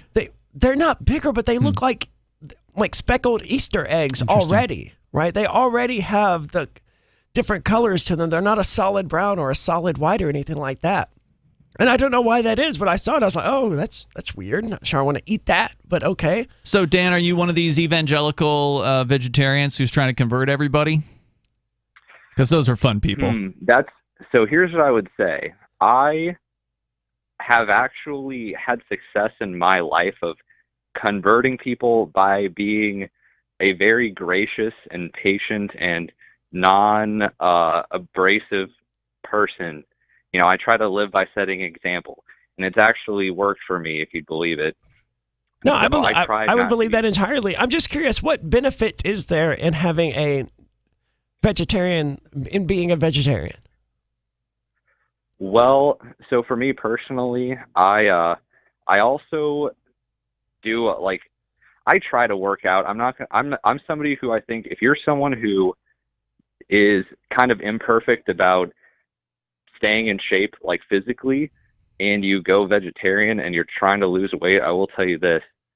Being a vegetarian, it gives you a lot more like wiggle room if you're somebody who is inconsistent, maybe a bad Catholic for a jogger, because, I think that it helps me, have a figure I like, and it's super easy to get looking cut if you're interested in getting like that from the vegetarian perspective. Other than that, I've never heard this claim that people eating not bulk up, but get more cut. For sure. Yeah, I've never heard that claim. I mean, generally, it's people that put the time in to exercising are going to get those results, regardless of whether they eat meat. Of course, you have to do both. Or vegetables. So, what does the vegetarianism have to do with it? If I can achieve the same result. I eat so much less fat just every day passively that it it spares me a lot of what other people are going to have to put on and work off, And, okay, well, dude, when I was your age, and I'm like a decade older than you, so it's not that far out. I was eating like Burger King every single day, and I didn't, put on 150 pounds or whatever. So it just depends on your I think it has more metabolism. to do with the fact that, you're 22 years old. That helps. Well, listen, I had a buddy who, I started being a vegetarian when we were in high school, and he was a football player, and he ended up first, obviously being football player size when we were in high school, but then when we were in college, he also ended up putting on a lot of weight. And after about a couple of years ago, he ended up going vegetarian, and he lost a lot of that, college weight. Was he drinking in college? That was going to be my question. Yeah, to be fair, I think he drinks a lot less than he did at the time, but I also don't. That's going to be a major factor. That's a huge factor in whether or not somebody is. So you just did this to get, in your mind, fit? You didn't do it because of concerns for animals? What was your motivation? Was there a girl involved? I did it out of concern. No, there was not. I was actually still a incel Terry at the time I turned into a vegetarian. What happened was I did start my own personal journey rooted in ethics and stuff, but I think that's not the best thing to lead with, honestly. All right. Hey, whatever works for you, man. Thanks for the call tonight. The number is 603-283-6160. That's 603-283-6160. If you want to get cut, then just do some workouts, right? Just get regular with that. That probably works. Follow a schedule. There's a cool little app called Home Workout. You don't even need to use any weights. It'll get you a little bit of weight loss, a little bit of cutness. Free Talk Live. I was watching some videos of you and your crew of cronies on YouTube, and I was shocked at what I saw. What did you see that was so shocking? Degenerates that were harassing members of your community. I saw you chasing around some traffic lady parking violation. The parking attendants, yeah. Okay, so you saw some footage from Robin Hood of Keene where... There's a whole bunch of that footage out there, and I can assure you didn't see me. That wasn't really a Free Talk Live thing. Incorrect. All right, you got me! You got me! Lay it on me, prosecutor! What'd you see? Incorrect. I would like you to address, are you guys receiving government benefits while you guys are doing this? I think you are. No. What would the benefit be? Incorrect! Incorrect, sir! Free Talk Live, 7 nights a week from 7 to 10 Eastern, live on the Liberty Radio Network at LRN.FM. From Feature Story News in Washington, I'm Nick Harper. President Volodymyr Zelensky has compared the atrocities committed by Russian forces in Ukraine to the humanitarian abuses perpetrated by the terrorist group Islamic State. In an address to the United Nations Security Council, he challenged the world body to reform itself, saying if it cannot guarantee peace in countries like Ukraine, it might as well shut down. Meanwhile, the European Union has announced proposals for a fifth package of sanctions against Moscow in response to the war in Ukraine. As FSN's Rosie Burchard reports from Brussels. Under plans for this fifth round of sanctions, the European Union would for the first time wade into the controversial territory of energy restrictions by banning imports of Russian coal. That doesn't go as far as Ukraine and some EU members like Lithuania or Poland would like. They're pushing for a full embargo on Russian oil and gas, but it's seen as a compromise with other EU nations such as Germany and Hungary that have warned against the risks and economic consequences of cutting all Russian energy imports overnight. The proposals also include barring Russian vessels from accessing EU ports and transaction bans on several Russian banks. The sanctions still need to be approved unanimously by EU member states. In the US, and Sacramento police have arrested a second suspect in the mass shooting that killed 6 people and wounded 12 more. The suspects are brothers, as FSN's Rachel Silverman reports from Northern California. Sacramento police say the second suspect was among the people seriously wounded in Sunday's shooting. He remains hospitalized and under police supervision. Investigators are still working to untangle what happened in the early hours on Sunday morning along the stretch of downtown Sacramento near the state capitol. Social media videos show a brawl unfolding on a sidewalk as shooting erupts, a shooting that's been described as the deadliest mass shooting in Sacramento history. business, and Elon Musk is joining the board of Twitter after buying a more than 9% stake in the social media company. He's already teased significant improvements are coming. All of that while Wall Street posted some heavy losses on Tuesday on fears the Federal Reserve may move more aggressively on interest rates than previously thought, and traders digested the prospect of more sanctions put on Russia by the US and its European allies. As FSN's William Denslow reports from New York.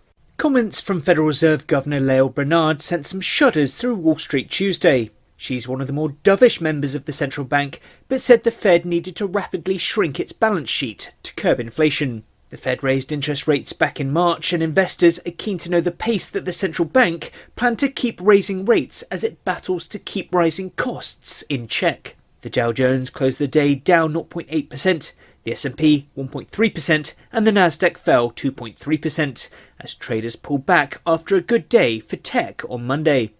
From Bureaus Worldwide, this is FSN. Yep, we still do email. Drop your email address in the entry box at freetalklive.com, and you'll be kept in the loop with Free Talk Live.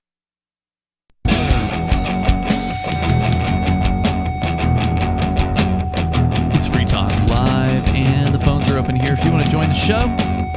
We talk about drag races, vegetarianism, the EU cracking down on self-hosted crypto wallets, whatever is on your mind. With you tonight, it's Ian. And Arya.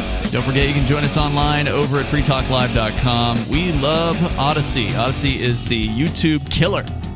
It is out there just snatching people away from YouTube because they actually care about freedom of speech over on Odyssey. It's actually a system that is originally based on Library, and we've been using Library for years here on Free Talk Live. Library is an uncensorable protocol for media sharing, meaning you can upload any media that you want to it.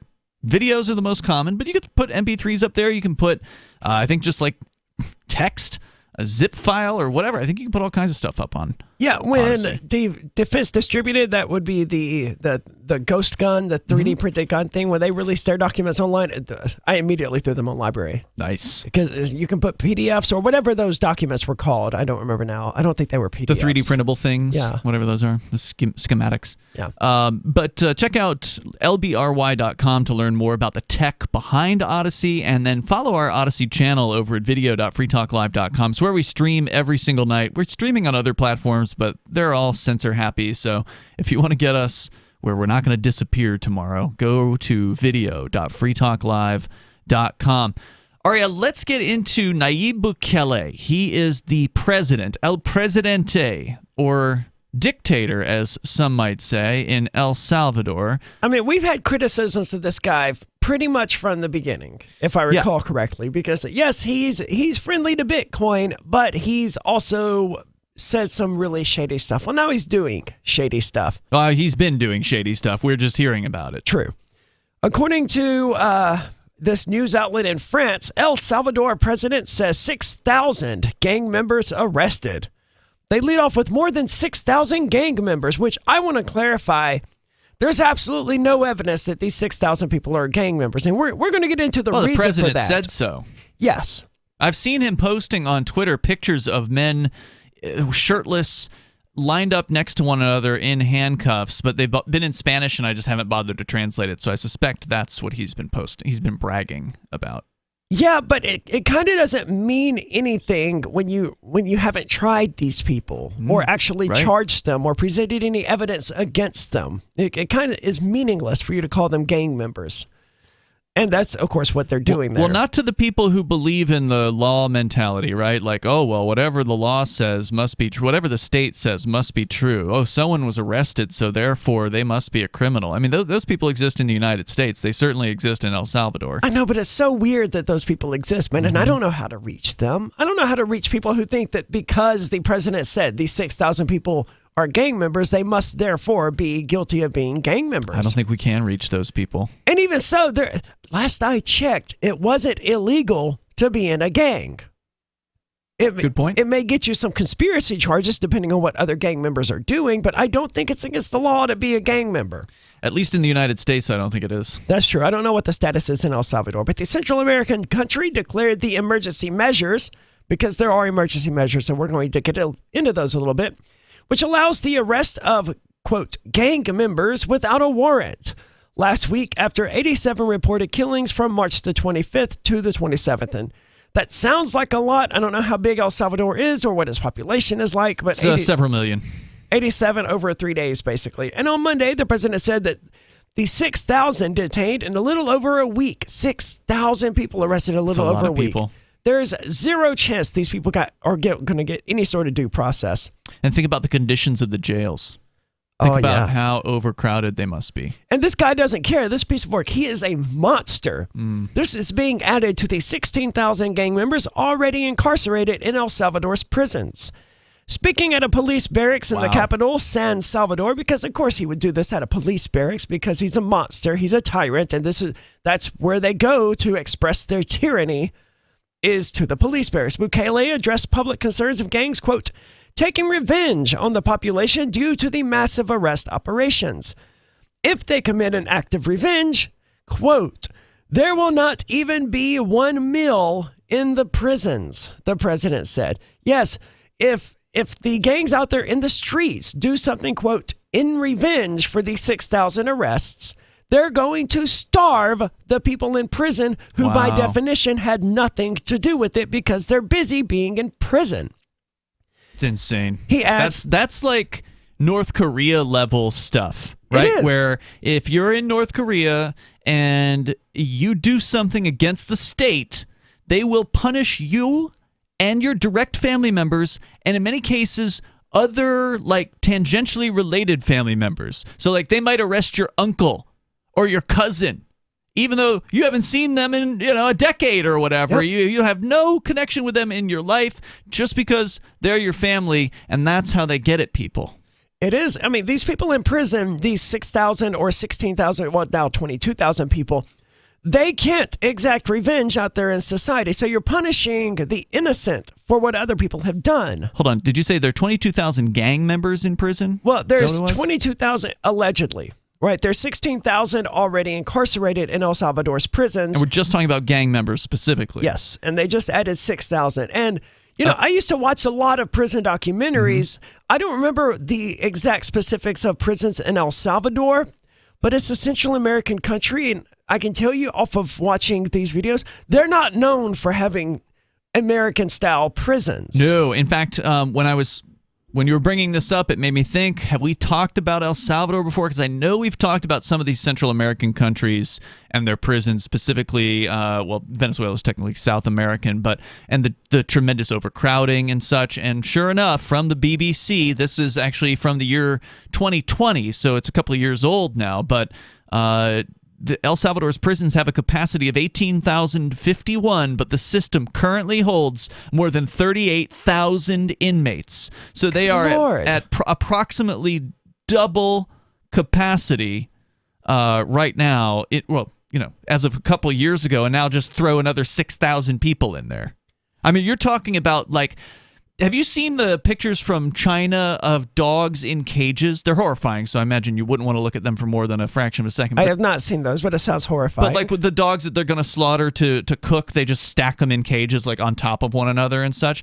This reminds me of that, but human beings. The pictures that I'm seeing here from El Salvador. Like a ton of people in these cages. And this guy doesn't care. Listen to this. I swear to God that they will not eat a single grain of rice. And we will see how long they last, and I don't care what international organizations say. Wow. So he's totally okay with starving these people who are already being forced into overcrowded prisons. Jeez. All without due process, without evidence, without warrants, without trials.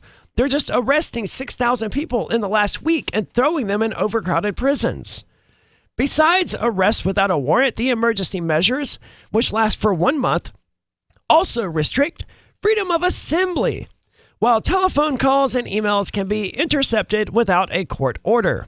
So they can listen to everyone's phone calls, they can intercept and read everyone's emails, and they can restrict freedom of assembly, probably some other stuff too. I doubt this is an all-inclusive list of things that they're allowed to do under these emergency orders. But I mean, we thought the emergency orders or the state of emergency here in the United States were bad. This is horrifying. And this is the pro-Bitcoin guy, right? This is the savior of the Bitcoin community out there doing these horrific, suspending freedom of assembly. Yeah, and it's amazing how many of these Bitcoiners will look the other way. Yeah. They'll just celebrate Nayib Bukele as this great man or whatever, and he's just another tyrant. He wears his backwards hat, though, so he's really cool looking. Bukele added that he had ordered the construction of a maximum security prison with a capacity of 20,000 inmates. Wow. Expand the jails. He said there are only two ways, jail or death. What a monster, man. What a piece of work this guy really is. I'm really glad his little Bitcoin project failed. Well, and I don't remember what story it was. I'm going to see if I can find it. There was an interesting story we shared from one of these countries about how there's actually, in a lot of ways, more freedom in some of these prisons than on the outside because they're basically completely controlled by the gangs. Like the gangs have their they have their hoes come into the prison and they can just do things with them. There's more coming up here. It's Free Talk Live. Hi, I'm Derek J. I don't want a politician to represent me. To me, government is the idea that one group of people can coerce everyone to comply with an edict or face increasing punishments up to and including death. Despite perhaps the most noble of intentions, the best government services are a far cry from what could be provided for by voluntary interactions. Besides, the people who call themselves the government wage wars and put peaceful people in jail for crimes involving no victims. If Starbucks used some of its money to drop bombs, I wouldn't shop there. So why would I support the American empire? The empire does not require my consent. Derek J's Victimless Crime Spree. Watch it for free and order the Director's Cut DVD at victimlesscrimespree.com. That's victimlesscrimespree.com. Looking for a great real estate investment? Consider New Hampshire, which is ground zero for the Liberty Movement. Your first call should be to Mark Worden from Porcupine Real Estate. He's more than just a real estate agent. He's your New Hampshire concierge. Where are the best places to live? Do you want farm, city, the burbs, or forest? Do you want a duplex or multifamily building so that renters pay your mortgage? There are homes in all price ranges in New Hampshire, and Mark can help with financing too. Invest in Liberty and property. Mark Worden can help. PorcupineRealEstate.com. There are lots of ways to listen to Free Talk Live. Our podcast has been around since podcasts began, and now the FTL feed is loaded with content besides our full show archives. Did you know that we make it easy for you to customize your podcast subscriptions? We have different feeds, one that includes only our full shows, one with just the Daily Digest, and our main feed that includes everything. You decide what you listen to. It's quick and easy to customize your feeds at feeds.freetalklive.com. That's feeds.freetalklive.com. On Free Talk Live, we're bringing people to the ideas of liberty every day. From wrestling superstars like Glenn Jacobs. You guys really are having an impact, I believe. Like I said, a lot of where I am now is due to listening to Free Talk Live. You changed my mind on some very important issues years ago. To random people tuning in on the radio. I was kind of stuck in the left-right paradigm. I heard your show by chance on a Saturday night. From there, I went on, joined the Free State Project, and become an amplifier. So, I mean, that's really the reason why I amp is because I know that if it wasn't for you guys being on as many stations as you are, I never would have found the ideas of liberty. You can help more people hear the message of liberty by joining Free Talk Live's AMPS program on Patreon for as little as $5 a month. And you'll get access to special perks. Visit amps.freetalklive.com, amps.freetalklive.com. What if you want to hear the latest episode of Free Talk Live, but all you have is your phone, you forgot to download our archive, and you have no data connection? You can call our Listen line at 641-793-0191. That's a long-distance number, so you may incur charges. If not, listen as long as you want. 641-793-0191. The Free Talk Live Listen line, 641-793-0191. So you've signed the Shire Society Declaration and are planning your move to New Hampshire to be around more liberty-oriented people. Next, sign up for the Shire Society Forum at forum.shiresociety.com. There are a bunch of people there who are already in the Shire, and they want to meet you. If you're already in the Shire physically, you should also come by the forums. Remember, not everyone uses Facebook. New people are signing up for the Shire Society Forum every month, so drop in and say hello at forum.shiresociety.com. Got Telegram? You can follow our channel there and discuss show prep with other listeners at telegram.freetalklive.com.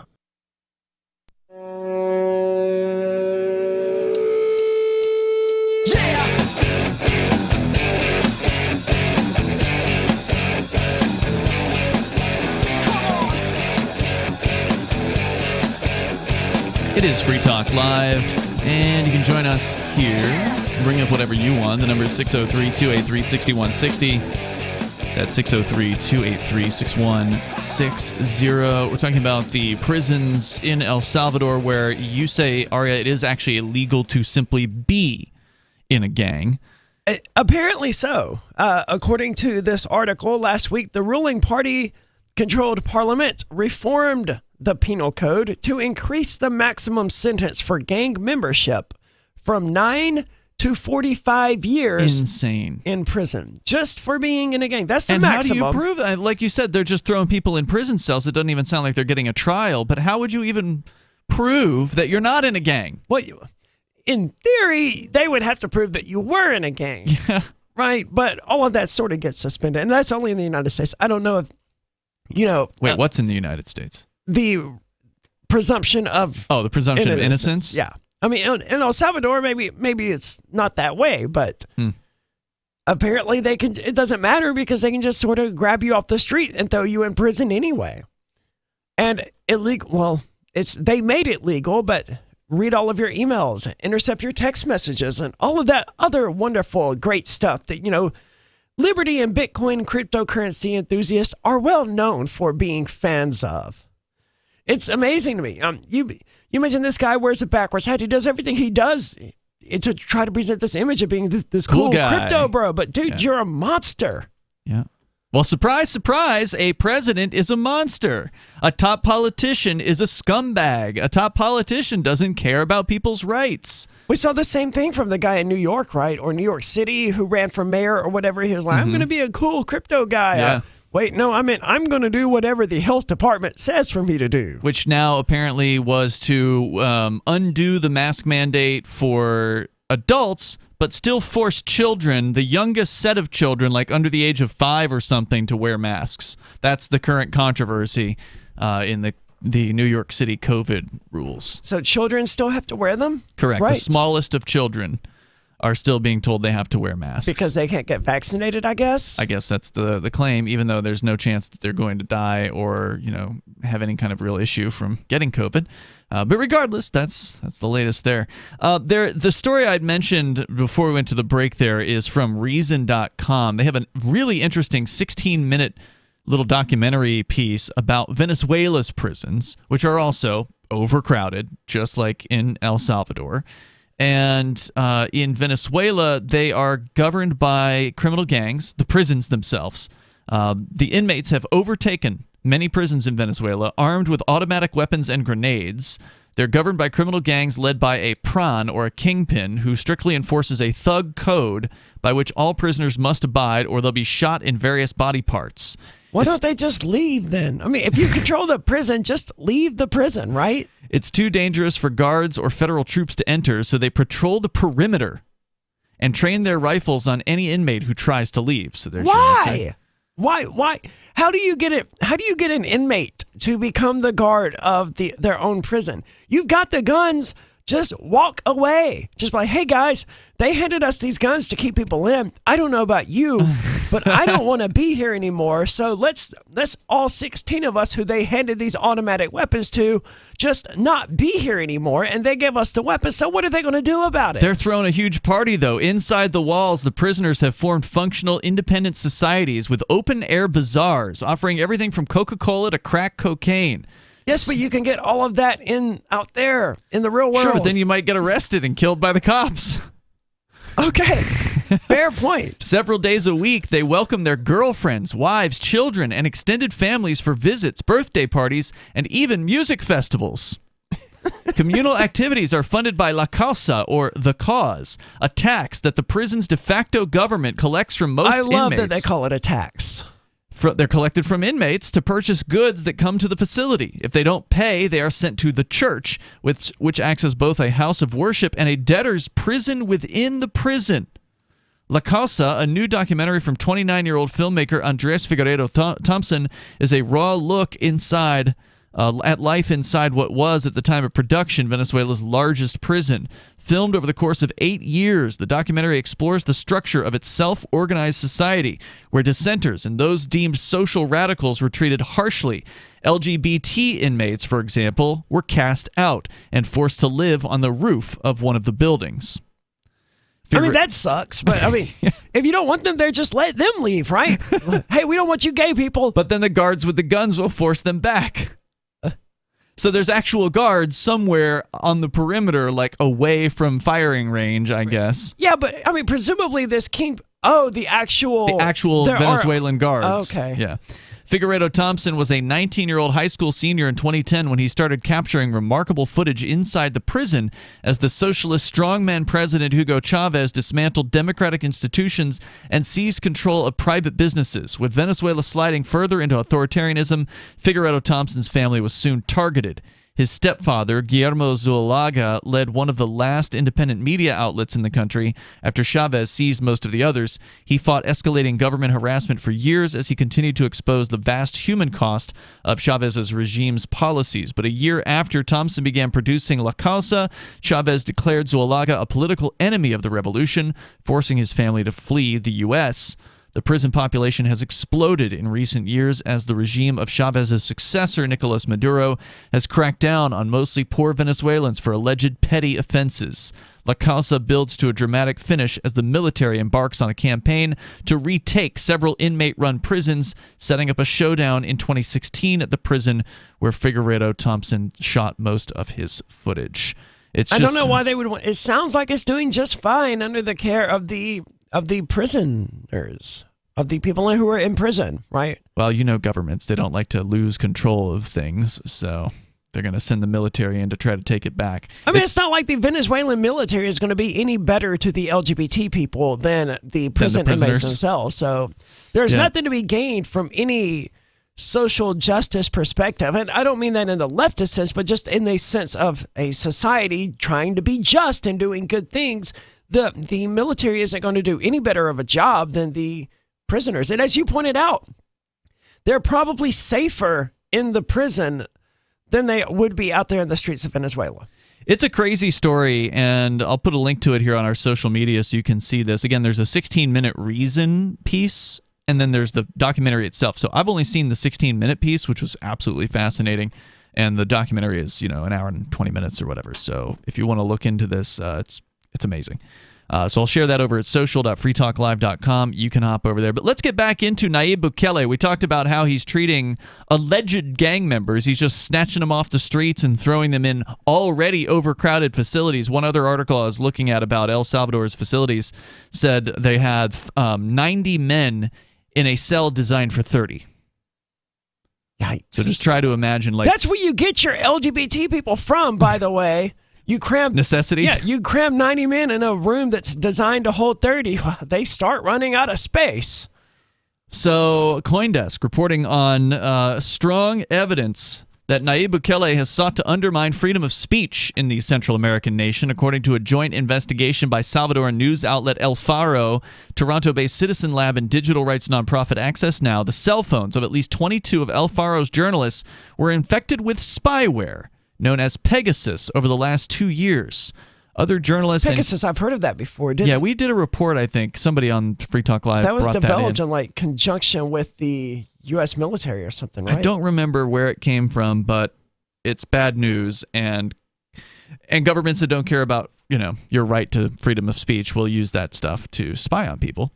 Other journalists and human rights activists were also targeted. Pegasus has previously been used against journalists or other so-called undesirables in nations like India, Kazakhstan, Mexico, Morocco, Rwanda, and Saudi Arabia. The report should trigger serious reflection among Bitcoiners. While Bukele's move to adopt Bitcoin as an alternative to the dollar in El Salvador has great potential for freeing the developed world from the yoke of the global financial establishment, his authoritarian behavior here is anathema to the cyber libertarian ideals that underpin cryptocurrency. Who's this article from? This is CoinDesk. Wow. .com. Nice. Published in January of this year. Pegasus, produced by an Israeli firm, NSO Group, allows not just the monitoring of victims' communications, but deeper access to device data. The Alfaro investigation, whose findings were certified by Amnesty International, found data had been exfiltrated from the devices of at least 11 journalists. The tool had been previously used in acts of violent suppression. NSO and Pegasus have been linked to the murders of Mexican opposition journalist Cecilio Birto and Washington Post columnist Jamal Khashoggi. That was when it was brought to our attention, and the NSO Group was like, no, we make them promise they're only going to use it for terrorists. That's right. And everyone was like, oh, okay, that's fine then. So more about this thug in charge there in El Salvador, this Bukele, in moments. Hour number 3 on the way. 603-283-6160. You can join us here on Free Talk Live. Tired of cancel culture? Sick of mega tech corporations holding an axe over your head? Join the LRN.FM Matrix chat server. It's self-hosted, so no one else can tell us what to do or say. Don't like the existing channels? You can make your own. You can even connect into some of our channels from other Matrix servers. It's federated. For the full LRN.FM Matrix experience, though, you should join our server via the step-by-step instructions at chat.lrn.fm. Chat.lrn.fm. Do you feel like your nation, state, or community no longer holds your values? Have you dreamt of a place where people agree that liberty is important and are free to pursue their projects so long as they respect the property of others? There are many people just like you that are discovering freeprivatecities.com. Their social media links are at the upper right of the page at freeprivatecities.com. All skill levels will be needed when the first of the Free Private Cities opens. It's sooner than you think. Stop arguing and build. freeprivatecities.com. The new 4th edition of Healing Our World, The Compassion of Libertarianism, will take your understanding of liberty to a deeper level and has over 1,300 updated references, new cartoons, and a foreword by Dr. Ron Paul. With discounts for multiple book purchases, the 4th edition of Healing Our World is a great gift for the liberals, pragmatists, environmentalists, and Christians in your life who think libertarianism is cold-hearted. Get yours today at healing.freetalklive.com and use promo code FTL for a $5 discount. If you want to know the latest about Free Talk Live before we go on the air, all you need to decide is how you want it delivered. It's your choice. Visit news.freetalklive.com to receive our usually weekly news updates by email. Plus, we have a Twitter account at twitter.freetalklive.com, and you can follow us on the decentralized Mastodon platform at toot.freetalklive.com. So please follow us at toot.freetalklive.com and sign up for our emails at news.freetalklive.com. You're listening to the live edition of Free Talk Live. Hour number 3 is next after the news here on the Liberty Radio Network at LRN.FM. From Feature Story News in Washington, I'm Nick Harper. President Volodymyr Zelensky has compared the atrocities committed by Russian forces in Ukraine to the humanitarian abuses perpetrated by the terrorist group Islamic State.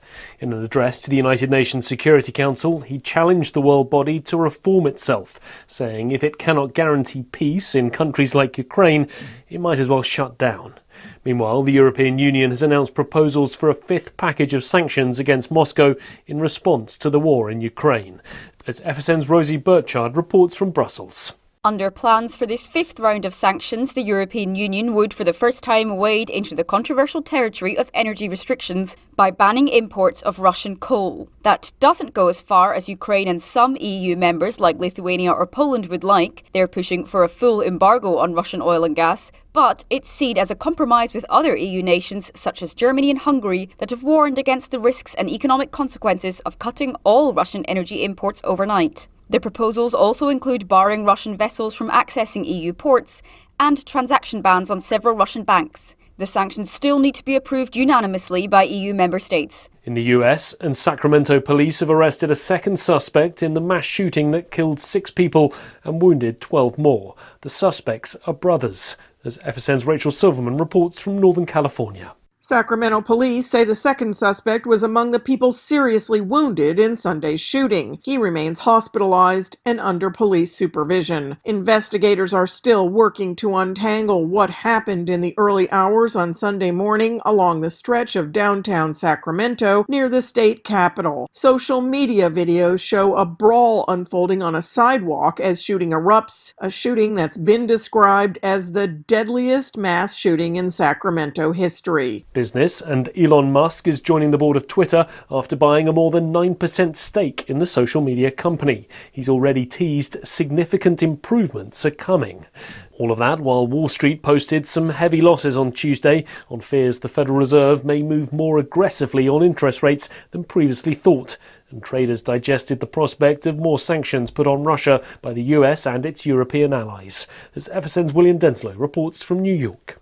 Comments from Federal Reserve Governor Lael Brainard sent some shudders through Wall Street Tuesday. She's one of the more dovish members of the central bank, but said the Fed needed to rapidly shrink its balance sheet to curb inflation. The Fed raised interest rates back in March, and investors are keen to know the pace that the central bank planned to keep raising rates as it battles to keep rising costs in check. The Dow Jones closed the day down 0.8%. The S&P 1.3% and the Nasdaq fell 2.3% as traders pulled back after a good day for tech on Monday. From Bureaus Worldwide, this is FSN. With FSN Spotlight, I'm Simon Marks. Today, a populist wins again at the polls in Hungary. Viktor Orban, endorsed by Donald Trump and a host of other right-wing figures around the world, trounced his opponent over the weekend, securing a fourth term in office with nearly 54% of the vote. His Fidesz party also retained its two-thirds supermajority in parliament, giving it the power to continue recreating Hungary in its own image. Reporter Amanda Coakley in Budapest says Orban's win came due in large part to strong rhetoric over the war in Ukraine. Hungarians don't like Orban's relationship with Putin. But right now, his whole thing is about keeping Hungary, quote unquote, out of the war, keeping Hungary safe, not letting Brussels drag us into the war. And that has really comforted an awful lot of Hungarians. And over in the border region between Hungary and Ukraine, there is a real fear that people will be dragged into the war, that a stray missile will hit their school and whatnot. So that's been very effective. Orban's win is good news for Vladimir Putin. The two men have friendly relations. It's also good news for Donald Trump, still thinking about rekindling his own political fortunes and perhaps seeking a return to the White House. But by contrast, Orban's victory is a huge headache for many of his fellow leaders across the European Union. With FSN Spotlight, I'm Simon Marks. And the main news again. President Volodymyr Zelensky has compared the atrocities committed by Russian forces in Ukraine to the humanitarian abuses perpetrated by the terrorist group Islamic State. In the US state of California, police have arrested a second suspect in the mass shooting in Sacramento that killed 6 people and wounded 12 more. And Wall Street posted heavy losses on fears the Federal Reserve may move more quickly to raise interest rates. That's Feature Story News. Nick Harper reporting. It's the Onion Radio News. An area man doesn't know what to do with all the extra ketchup packets. This is Doyle Redland reporting. After finishing his Big Bacon Classic combo, Erie, Pennsylvania resident and Wendy's patron Don Turnby, 38, expressed uncertainty today regarding what to do with all the extra ketchup packets. Turnby had asked for extra ketchup upon placing his order for a ketchup-necessitating Biggie fries. Well, I knew it was too many ketchups because I usually only need 3 or 4 for my Biggie fries, but I just took them anyway. At his nearby home, the Turnby pantry is crammed with hundreds of other restaurant condiments, including single-serving packets of Taco Bell mild sauce, Arby's horsey sauce, soy sauce, McDonald's Chicken McNuggets hot mustard sauce, pats of shed spread country crock from Ponderosa Steakhouse, and a selection of Smucker's jellies and jams from several area diners. Doyle Redland for the Onion Radio News, online at theonion.com.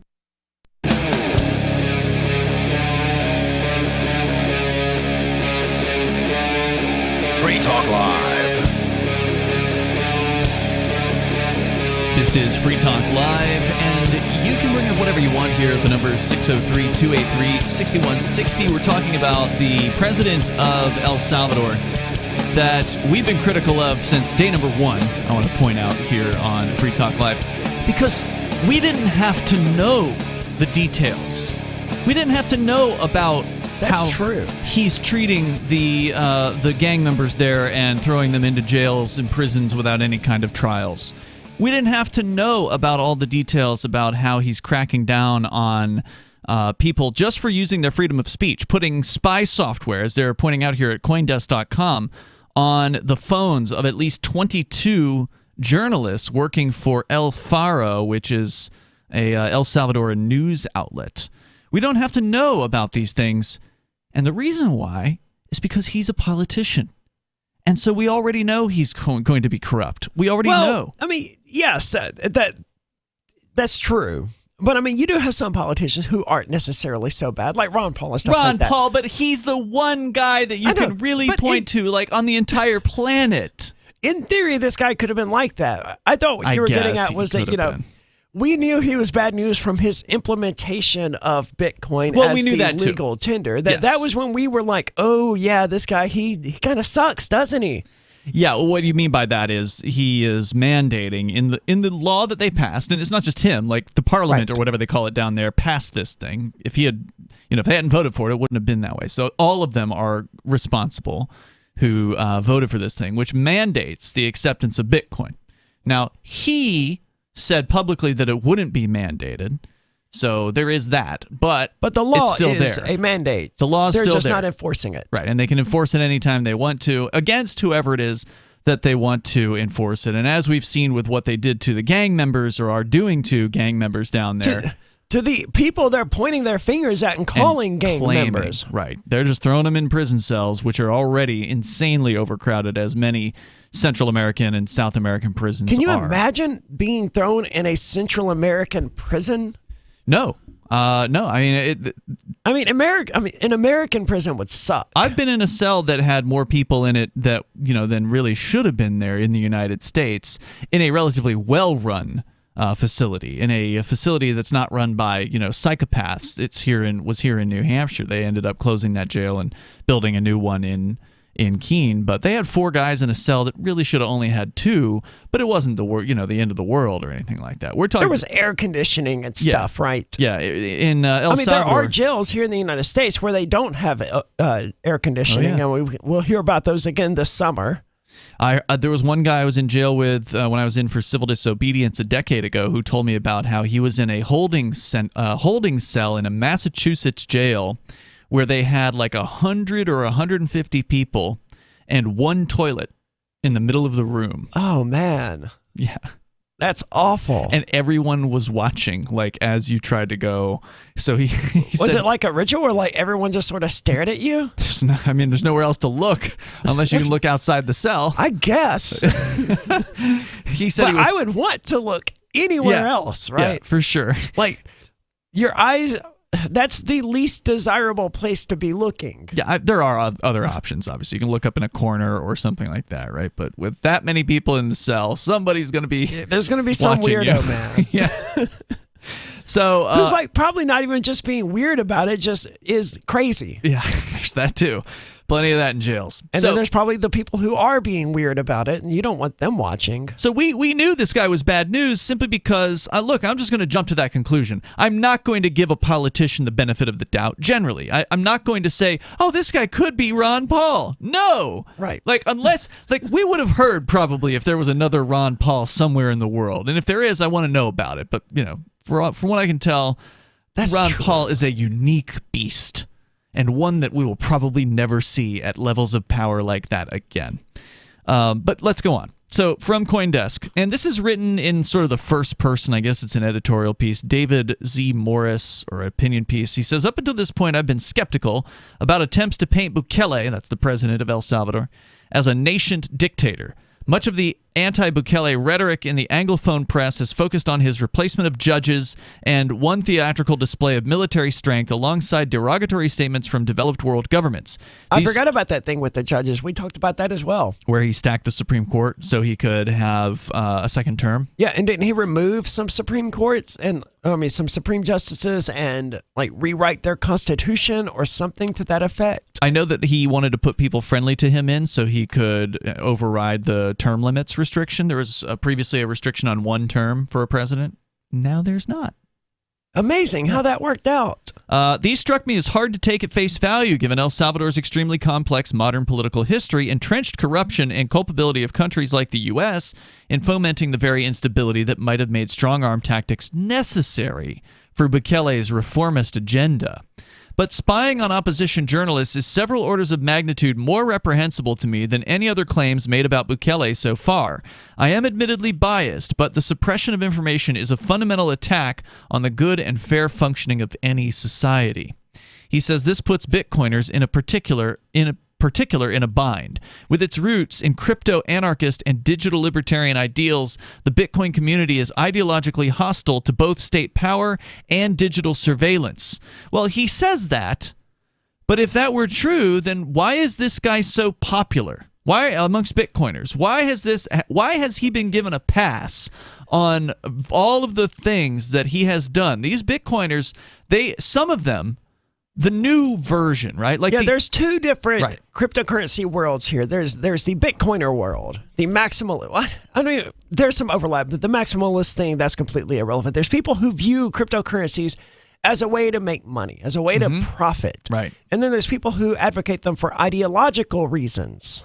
As a way to, say, undermine the banking system and the fiat money out there and actually put power of money into the hands of the individual and empower the individual instead of the bankers and the governments of the world. Those people. These two groups are often at odds, but it's the Bitcoiners. I say Bitcoiners, but it's these people who view cryptocurrencies as a way of making a profit, as assets, as stocks to be bought and sold and profited from. It's those who are fans of this guy. Those are the ones who we see cozying up with the U.S. politicians and the European politicians and trying to curry favor, like the guy from Coinbase going to D.C. and trying to meet with the SEC and, just trying to do whatever kind of, like I said, curry favor, trying to get them to scratch his back so he'll scratch theirs, that kind of thing. The usual log rolling and nonsense that goes on in D.C. Well, when a politician in South America decides that he's going to be a Bitcoin buddy, then they cozy up with this guy too, and they look the other way on what he does outside of the Bitcoin sphere. He points out here in this article that the sentiment is so strong that many in the community bristled at a provision in El Salvador's law that seemed to mandate the acceptance of Bitcoin by retailers. The new report should offend those critics at least as deeply. It's notable that this is not the first time the crypto industry has been asked to pass judgment on the ethics of state-backed digital espionage. After Coinbase acquired a blockchain analytics company called Neutrino in early 2019, I and other investigators and reporters highlighted the company's deep ties to a black hat organization known as Hacking Team. Oh, that's right. Hacking Team had sold invasive spyware to repressive regimes, which used the tools to target dissidents and journalists. After fierce backlash from the crypto community, Coinbase ultimately fired former Hacking Team members from Neutrino and admitted the acquisition had been a failure of due diligence. Dude, I forgot that happened. I didn't know that story. It was 2019, so I think we talked about it on Call to Freedom back then, but okay. They're so evil and they do so many evil things that it's hard to remember. Coinbase, it's hard to remember them, hiring this particular firm. The decision facing Bitcoin advocates may be more complex now. El Salvador is a valuable testing ground for the digital currency, but if El Faro's findings are true, it seems clear the Bukele administration can no longer be considered a trustworthy partner. As though you could ever consider a government a trustworthy partner.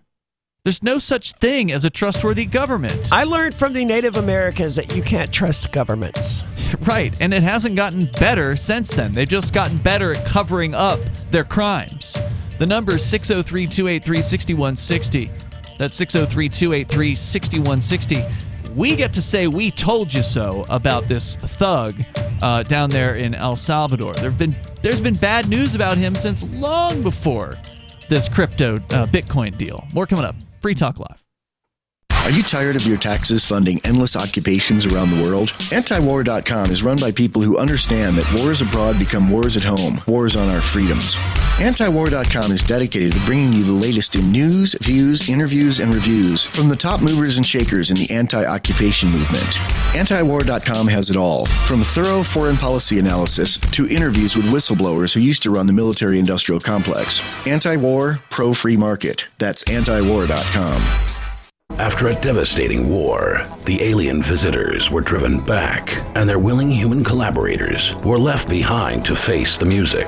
When Emma Jean Anderson's ex-lover brings her from prison, Nathan Foster and his 14-year-old nephew Ben are tasked with bringing the pair to justice. An easy enough job until they discover something is inside Emma Jean, and the fate of the planet hangs in the balance. The Family Business by Mike Coopery from BaneBooks.com. I'm a little obsessed with My Magic Mud. Several years ago, I met Jessica Armand, the founder and CEO of My Magic Mud, and I didn't even know my teeth were coffee stained. A week's worth of use convinced me, and now I use it every 3 or 4 days. It's clinically proven to whiten teeth, and I think it cleans better, too. My Magic Mud's available at most local health food stores, Sprouts, Natural Grocers, CVS, Walmart's Natural Beauty Aisle, but I can get it for you for 20% off with coupon code FTL20 at MyMagicMud.com. FTL20, MyMagicMud.com. Are you tired of governments murdering people around the world? Stop using their money. There is an alternative. Bitcoin is a stateless, free market, non-political currency. Bitcoin cannot be inflated or controlled by any government. By using their money, you are helping the state. Stop doing it. You have an incredible alternative available now. Learn it, use it, spread it. Get started with Bitcoin at Bitcoin.com. That's Bitcoin.com. The Free State Project has reached its goal of 20,000 liberty lovers who've pledged to move to New Hampshire and get active to achieve liberty in our lifetime. Perhaps you're trying to figure out what part of New Hampshire should be your destination. If so, consider Keene. You'll find more than 150 reasons to move to Keene at move.freekeene.com. Keene is famous for its historic, publicity-generating activism, as well as being the liberty media capital of the world. It's home to freekeene.com, New Hampshire's destination for liberty activism, news, and opinion. For years, we've been compiling over 150 reasons to move to Keene at move.freekeene.com, where you'll learn about some of what's happening here and what makes Keene a great place to live. If you love liberty, you'll probably enjoy anywhere you end up in the Shire. But do your due diligence first. Please visit move.freekeene.com for the full list of over 150 reasons to move to Keene. That's move.freekeene.com. There are lots of ways to listen to Free Talk Live. Our podcast has been around since podcasts began, and now the FTL feed is loaded with content besides our full show archives. Did you know that we make it easy for you to customize your podcast subscriptions? We have different feeds, one that includes only our full shows, one with just the Daily Digest, and our main feed that includes everything. You decide what you listen to. It's quick and easy to customize your feeds at feeds.freetalklive.com. That's feeds.freetalklive.com. There are basically 2 types of advertising, direct response and branding. Radio's great for direct response with its low cost to listener ratio, but audio can't be beat for branding, which is a longer term endeavor. You want to be the first thing that someone thinks of when they think about your product or service. If you have a local business that you want kept top of mind in your community, call the station. If you need national reach, Free Talk Live's got around 200 radio stations, millions of monthly listening sessions, can suit all budgets, and if we don't think we're right for you, we'll tell you. Email me, mark@freetalklive.com. Our Matrix server is about as free as internet chat can be. Join the existing rooms or create your own at chat.freetalklive.com.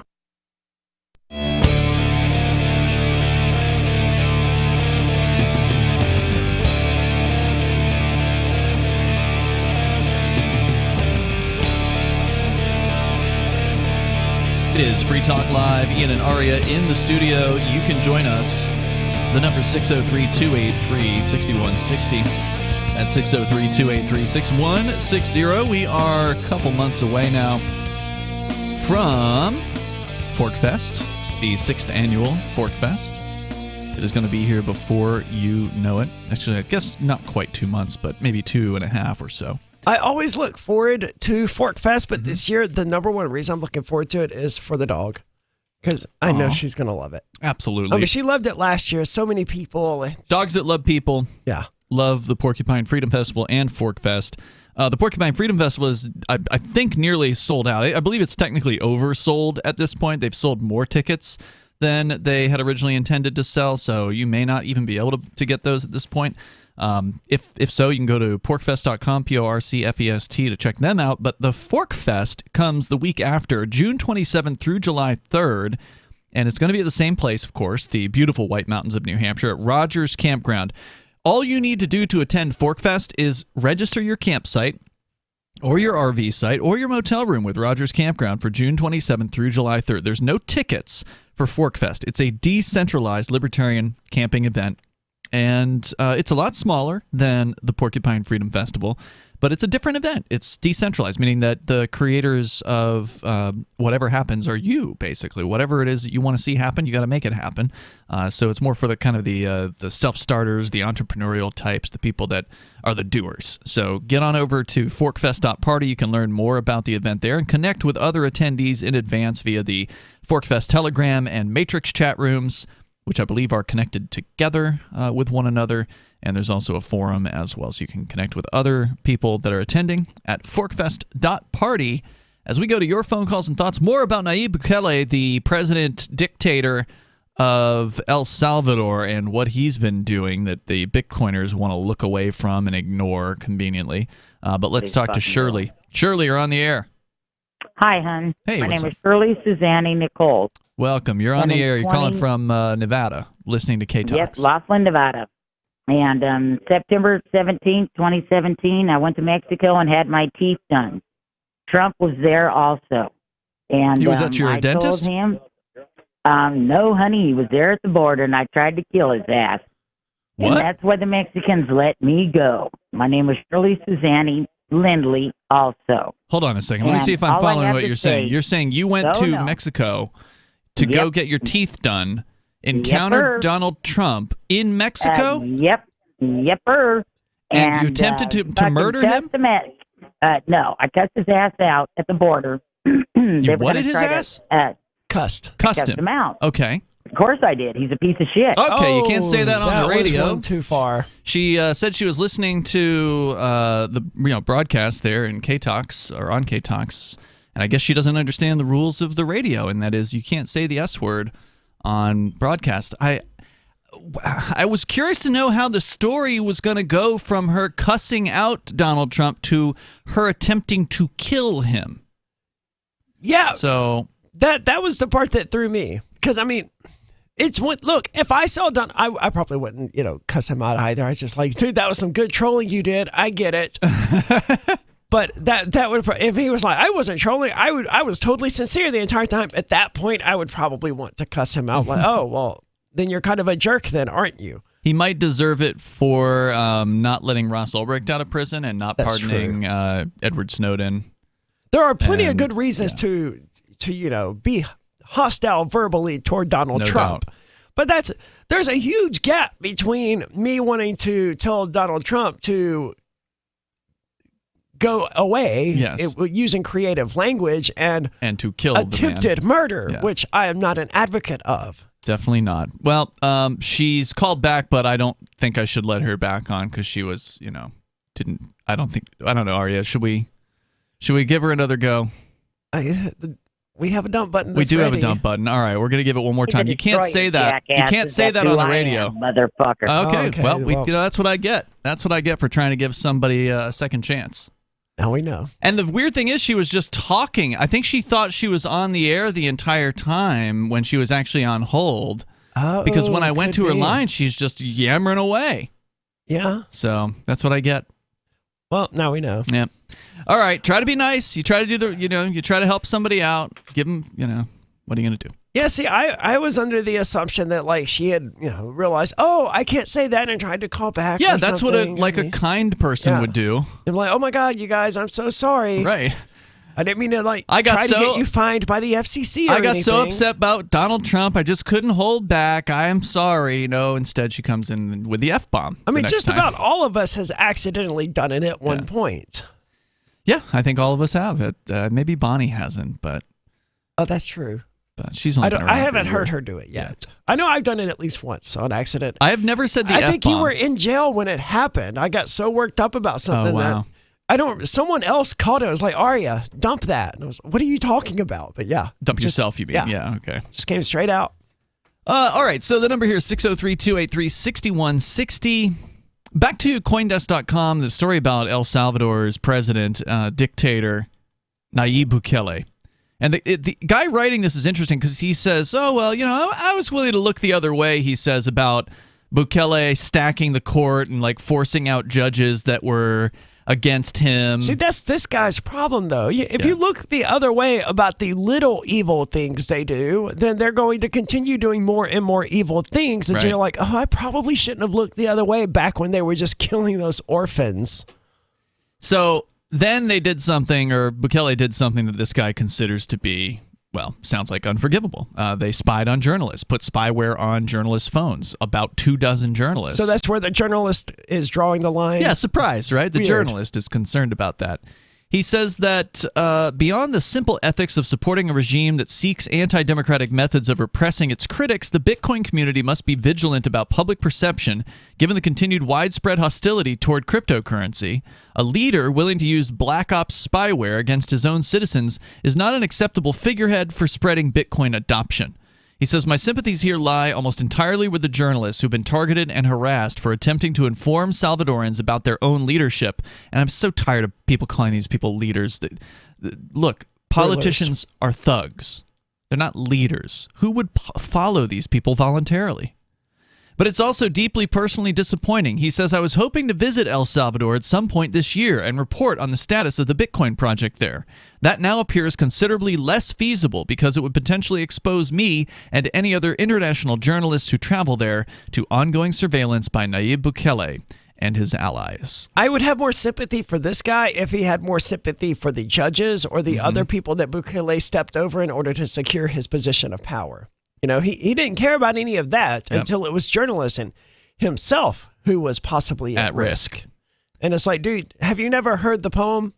I mean, I don't remember what it's called now, but that's essentially what it is. You ignore how they target all of these other people, but then finally they target first they you. came for the trade unionists, and I was not a trade unionist, and so I didn't say anything. And that's verbatim that's verbatim what this guy is saying. He was doing all these terrible things, and I was going to give him a pass, but then he came up to the journalist, and I was like, wait a minute, I'm a journalist. Yep. The number is 603-283-6160. That's 603-283-6160. You can share your thoughts with us. These Bitcoiners need to stop cozying up with these politicians because they are not good people. There's more on the way. This is Free Talk Live. Carl Watner, longtime proponent of a voluntary society, died last December. You may have seen his articles published on his website, voluntarist.com, in his newsletter, The Voluntarist, the Mises Institute, or elsewhere over the last 40 years. His newest book, I Must Speak Out, Volume 2, The Best of the Voluntarist, is now available via Liberty Under Attack Publications. This 430-page second volume spans the years of 2000 through 2020 and includes articles by Carl Watner, Hans Hermann Hoppe, Carl Hess, Benjamin Tucker, George H. Smith, Lysander Spooner, Pete Eyre, Joyce Brand, and many others. I Must Speak Out is for the newly initiated, the veteran voluntarist, or anywhere in between. Buy the book now at libertyunderattack.com/voluntarist. For more great content on building a voluntary society and for Carl's extensive archives, check out voluntarist.com. From Feature Story News in Washington, I'm Nick Harper. President Volodymyr Zelensky has compared the atrocities committed by Russian forces in Ukraine to the humanitarian abuses perpetrated by the terrorist group Islamic State. In an address to the United Nations Security Council, he challenged the world body to reform itself, saying if it cannot guarantee peace in countries like Ukraine, it might as well shut down. Meanwhile, the European Union has announced proposals for a fifth package of sanctions against Moscow in response to the war in Ukraine. As FSN's Rosie Burchard reports from Brussels. Under plans for this fifth round of sanctions, the European Union would for the first time wade into the controversial territory of energy restrictions by banning imports of Russian coal. That doesn't go as far as Ukraine and some EU members like Lithuania or Poland would like. They're pushing for a full embargo on Russian oil and gas, but it's seen as a compromise with other EU nations such as Germany and Hungary that have warned against the risks and economic consequences of cutting all Russian energy imports overnight. The proposals also include barring Russian vessels from accessing EU ports and transaction bans on several Russian banks. The sanctions still need to be approved unanimously by EU member states. In the US, and Sacramento police have arrested a second suspect in the mass shooting that killed 6 people and wounded 12 more. The suspects are brothers, as FSN's Rachel Silverman reports from Northern California. Sacramento police say the second suspect was among the people seriously wounded in Sunday's shooting. He remains hospitalized and under police supervision. Investigators are still working to untangle what happened in the early hours on Sunday morning along the stretch of downtown Sacramento near the state capitol. Social media videos show a brawl unfolding on a sidewalk as shooting erupts, a shooting that's been described as the deadliest mass shooting in Sacramento history. Business, and Elon Musk is joining the board of Twitter after buying a more than 9% stake in the social media company. He's already teased significant improvements are coming. All of that while Wall Street posted some heavy losses on Tuesday on fears the Federal Reserve may move more aggressively on interest rates than previously thought. And traders digested the prospect of more sanctions put on Russia by the US and its European allies. As FSN's William Denslow reports from New York. Comments from Federal Reserve Governor Lael Brainard sent some shudders through Wall Street Tuesday. She's one of the more dovish members of the central bank, but said the Fed needed to rapidly shrink its balance sheet to curb inflation. The Fed raised interest rates back in March, and investors are keen to know the pace that the central bank planned to keep raising rates as it battles to keep rising costs in check. The Dow Jones closed the day down 0.8%. The S&P 1.3% and the Nasdaq fell 2.3% as traders pulled back after a good day for tech on Monday. From Bureaus Worldwide, this is FSN. You can stick it to the man and big tech. Join our FTL social mastodon at social.freetalklive.com.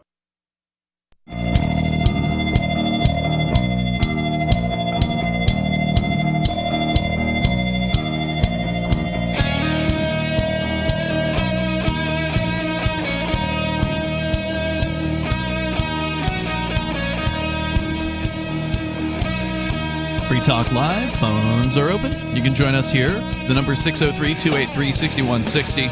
That's 603-283-6160. It's Ian with you. And Aria. Don't forget you can join us online anytime you want over at freetalklive.com. And we do have a chat server. It's called a Matrix server, and that means that it is open source. It's self-hosted. It's free software. We're running the thing on our server. And you can go over there and interact with other Free Talk Live listeners anytime you want, 24 hours a day. Create your own rooms if you want to. There's already dozens of rooms there created by listeners just like you. There may be more than dozens that are private. I have no idea. As an admin, we don't even know who makes private rooms on the server. I've declined dozens of invites. Yeah. Mm-hmm. So I have to imagine there's probably hundreds of rooms at this point. Yeah, it's a pretty cool little server, and you can go check it out. Go get the details on how to join at chat.freetalklive.com. That's chat.freetalklive.com.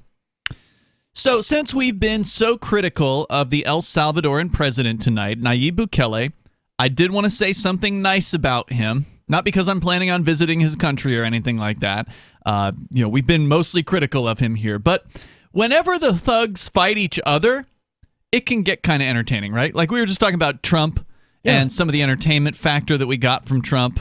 And he was entertaining. He was tremendously entertaining. Yep.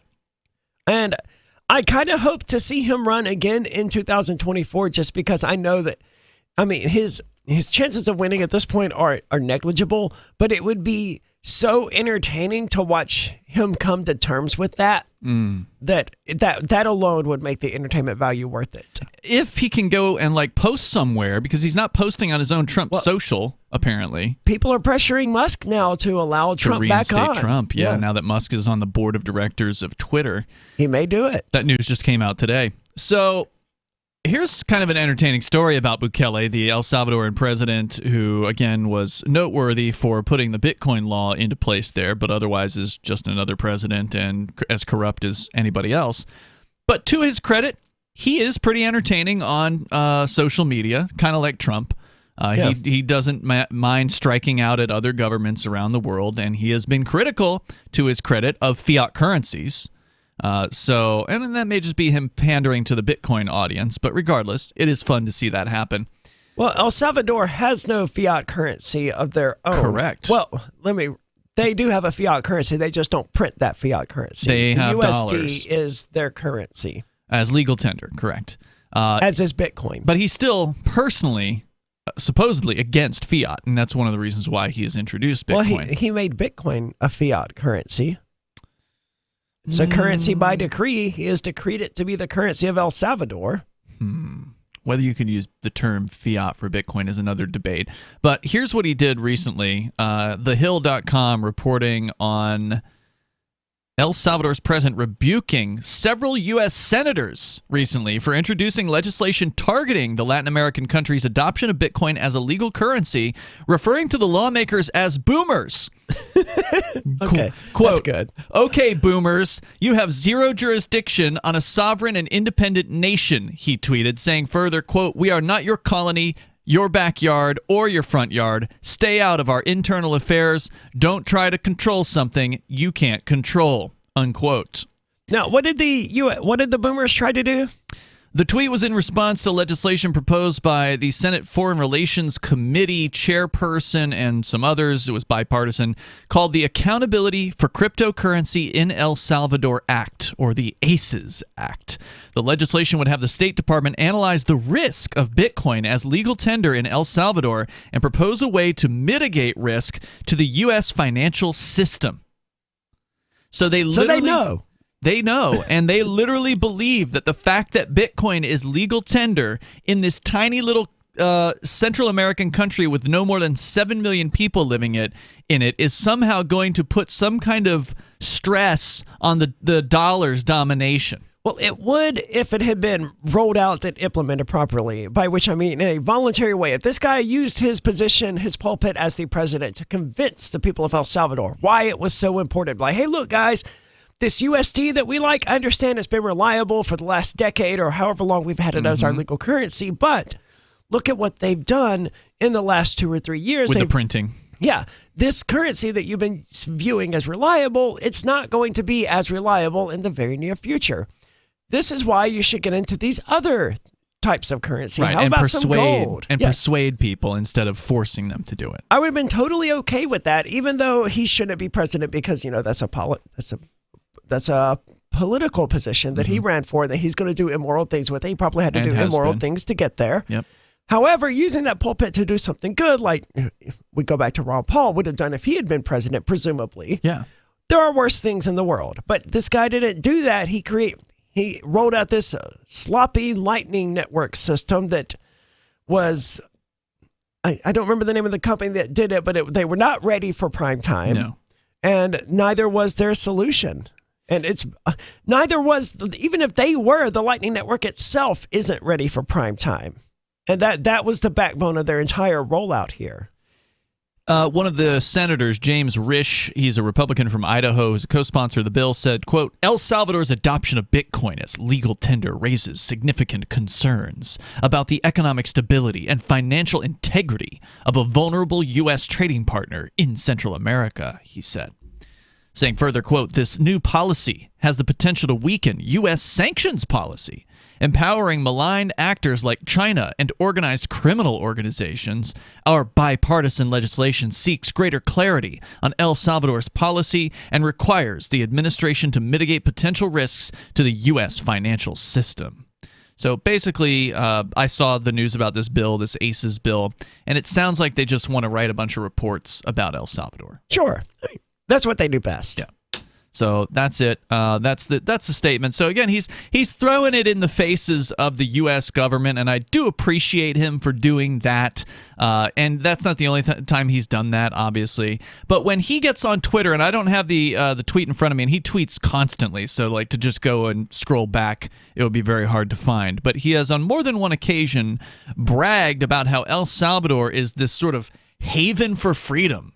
That it's going to this some sort of this beacon for liberty or whatever, and it's like, no, obviously it's not. Anyone that looks for a moment at the news just surrounding this guy would know that he doesn't understand what freedom is. No, if you suspend the right to assembly, you don't know what freedom is, or you don't care what freedom is. Right. He cares about him. He cares about his freedom. He cares about, El Bukele being able to do what Bukele wants to do. Oh, I suspect Bukele is going to vanish with a lot of El Salvador's Bitcoin, if not all of El Salvador's Bitcoin. That's an interesting statement because it's hard to trust him. Well, you can't. But when I was watching a little bit of Mark Falzon's documentary about El Salvador, and I'm not through the whole thing yet, but I've probably watched like a third of it, hour and a half long documentary about the rollout of the Bitcoin thing. He points out that a lot of the Bitcoin that is being held by the El Salvadoran government supposedly is not being held by the government, but being held in an unknown number of accounts on exchanges. And I believe that. I mean, they don't have a government position of Bitcoin key holder, right? Mm-hmm. And you wouldn't want that because that person would be easily extorted or you could killed multi-key or corrupted. It, or you could multi-sig it for a little more security. But apparently that's not the case at all, and it's just Bukele who supposedly, somebody has access to these exchanges where this money is, this Bitcoin is being kept. And he's just like, I promise, wink, wink. This is for the El Salvador government, not me, wink, wink. And we know that they're buying Bitcoin, supposedly. They're buying large amounts of Bitcoin. But only because he has said so. And only because he has said so publicly on Twitter. So when he says, we just bought 150 Bitcoins at the dip. Well, how do we know that? How do we know how many he bought and when it was that he bought them? You would think the El Salvadoran government would have a public address. They don't. That one could quit. There's no transparency to this system at all. So it's just this dude saying, hey, look, I promise I bought some Bitcoin. Wow. Yeah, with taxpayer money, of course. So yeah, you're absolutely right. He could totally just disappear. More coming up here. You can join us on Free Talk Live. This is Michael Dean from the Freedom Fiends. I've run websites since 1996 and have used over a dozen web hosts in that time. AgristHosting.com is the only one that hasn't broken my heart. Agrist Hosting's uptime and service is stellar, and their DDoS mitigation is the best I've seen. That's important because if you tell the truth in this world, you'll ruffle feathers. And some people will try dirty tricks to silence your voice. No matter what the haters hit us with, Agrist Hosting keeps our websites online. If you have a mission-critical commercial presence or a world-changing activism site, you cannot tolerate any skullduggery.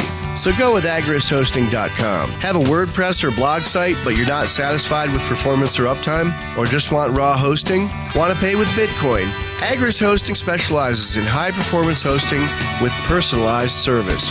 Go to agristhosting.com and click on the button that says Get Hosted. That's agristhosting.com.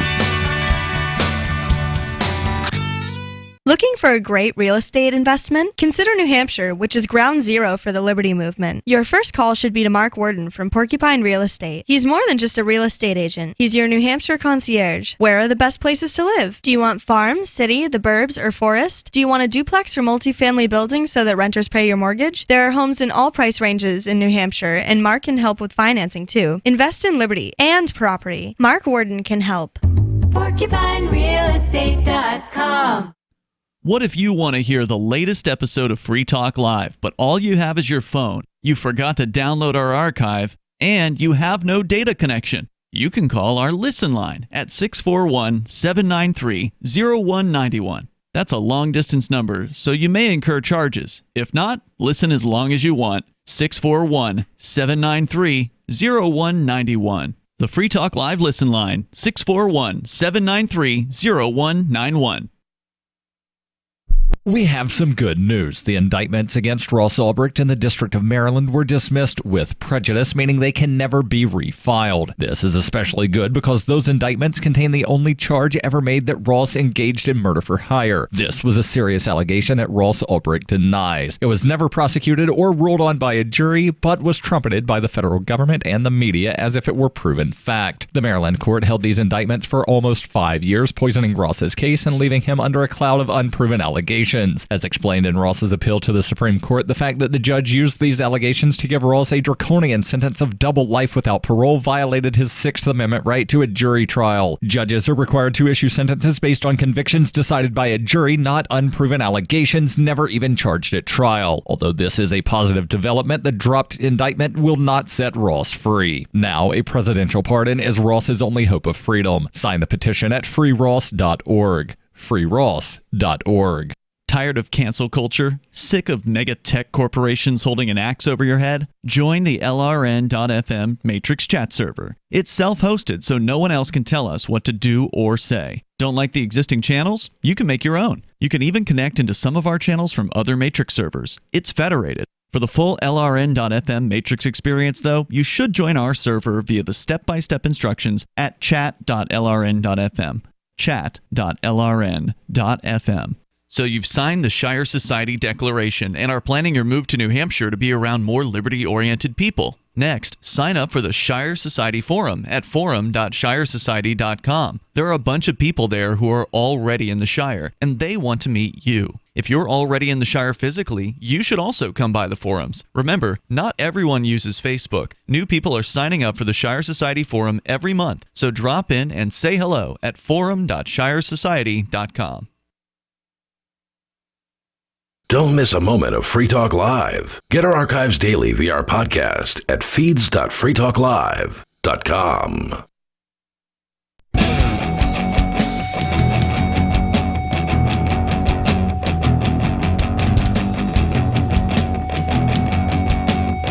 It is Free Talk Live. Ian and Aria here tonight. Phones are open if you want to join us at 603-283-6160. That's 603-283-6160. And since we mentioned Trump, I had something in the news about Trump. We talked briefly about the Truth Social site yesterday and didn't get into the details on why it has just been, according to some in the media, an abject failure. It sounds to me, I looked into it a little bit today, it sounds like it has been just an unmitigated disaster. And Trump, of course, has made matters worse by doing absolute zero to back up the site, to like support it by, posting to it. But there was a reason for that. I don't remember now what the reason was, but apparently Trump isn't happy with the status of it, right? And it's not because... I don't remember fault. Now, I know that, but he's Trump. He doesn't understand that. Look, I get maybe he's upset with the fact that they botched it from a technical perspective, because they definitely botched it from a technical perspective. And we'll get into that here in a moment. But the dude could still post to his profile. I mean, it's not that broken, right? Like, if he couldn't even post to his own profile, I could understand why he'd be upset. It may be that broken. I don't think so. I haven't tried to use it, but... Well, you got to wait in line. That's one of the problems. It sounds like the server they have could not handle the load that they were trying to put on it. Sounds like it. TheDailyBeast.com has a story here that their Truth Social is doing even worse than you thought. This was just published yesterday. The app that Donald Trump once hoped would avenge his exile from social media and make him a MAGA Mark Zuckerberg has instead plummeted to the 28th most popular social media platform in Apple's App Store. I'm shocked it's that high. Lagging behind the likes of more obscure social networks like Wiz, Be Real, and Bloomer, Random Video Chat. You ever heard of those? No. Me neither. That Bloomer sounds absolutely horrid, though. Yes, indeed. Soon after the start of the soft launch of his social media company, Truth Social, in late February, Donald Trump grew deeply annoyed with the anemic growth and the lackluster rollout of the website. It's not even a website. You can't go on this. Last I looked, at least, they had no web access for this. If you go to Truth Social, I think it's like .com. Yeah, .com. Let's see if they even have a web. Nope. Still coming soon. Do we have a web portal? Yeah, social.freetalklive.com. Hop right on there. You don't have to use an app. Okay. An app's just an option. for Mastodon. It's a nice I option. thought so. I wasn't 100% sure. The Mastodon apps are great. So we recommend you use an app if you've got a mobile device. But if you want to use a full web browser, you get the full experience over at social.freetalklive.com. And it's worth noting that that is a Mastodon platform that we run, and that is what Trump chose to use for his Truth Social. But they've... I mean, good on him for that instead of like going, I'm going to buy 9% of Twitter or whatever. Right? I prefer Donald Trump. He brought... he could have done some number of people to Mastodon who otherwise probably had never heard of it. Yeah, he could have done this right, and instead they launched this thing, which has been teased for months. It was late last year when this thing was announced, and the website went up for it, but the launch didn't happen until February, so it was literally 4 months at least that they had to work on this, and they only launched with an Apple app. They still do not have the Android app out after more than a month of existence, and they still do not have any web access. So you have to be an Apple user to use this. That's really bad. Donald Trump, that's embarrassingly bad. That alone is enough to kill your site because last I saw, Apple was only like 10% of cell phones. Now, they're very popular, right, as far as their users are concerned. Apple users love Apple. They are very brand loyal. But as far as the market is concerned, it's 1/10 of the cell phone market. Hardly anyone uses iPhone devices in the world of cell phones. But that's where they launched. So anyway, he grew upset at the lackluster rollout. Though Trump and his team were expecting the new app to be a huge hit with his political base, the site was handily trounced in recent weeks by competitor MAGA social networks, including one that caters primarily to neo-Nazis. This was so easy, Donald Trump. All you had to do was set up a Mastodon server and let people connect to it using Wellbird, which is available on iOS and Google Play. But this month, the situation's only gotten worse for Trump's latest large-scale business venture. According to data analysis reviewed by the Daily Beast and sources close to Trump say he has recently complained about the low-energy activity on the app and appears disengaged from trying to turn the platform around, much less post on it. We reported at the 1-month mark, which was probably like a week and a half ago at this point, that the site had been around and public for 1 month. Trump had only posted one time, and it was on day 1.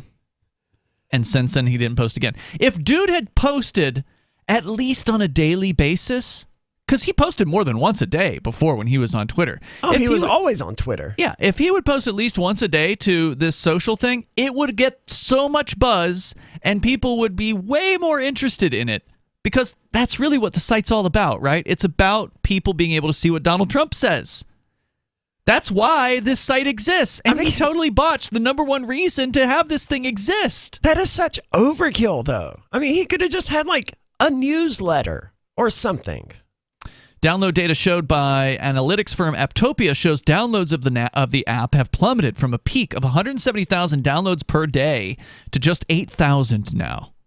The app is now the 355th most popular app on Apple devices overall, and those who have downloaded it don't seem to be using it that much. Apple users don't seem like the type that would really support Donald Trump.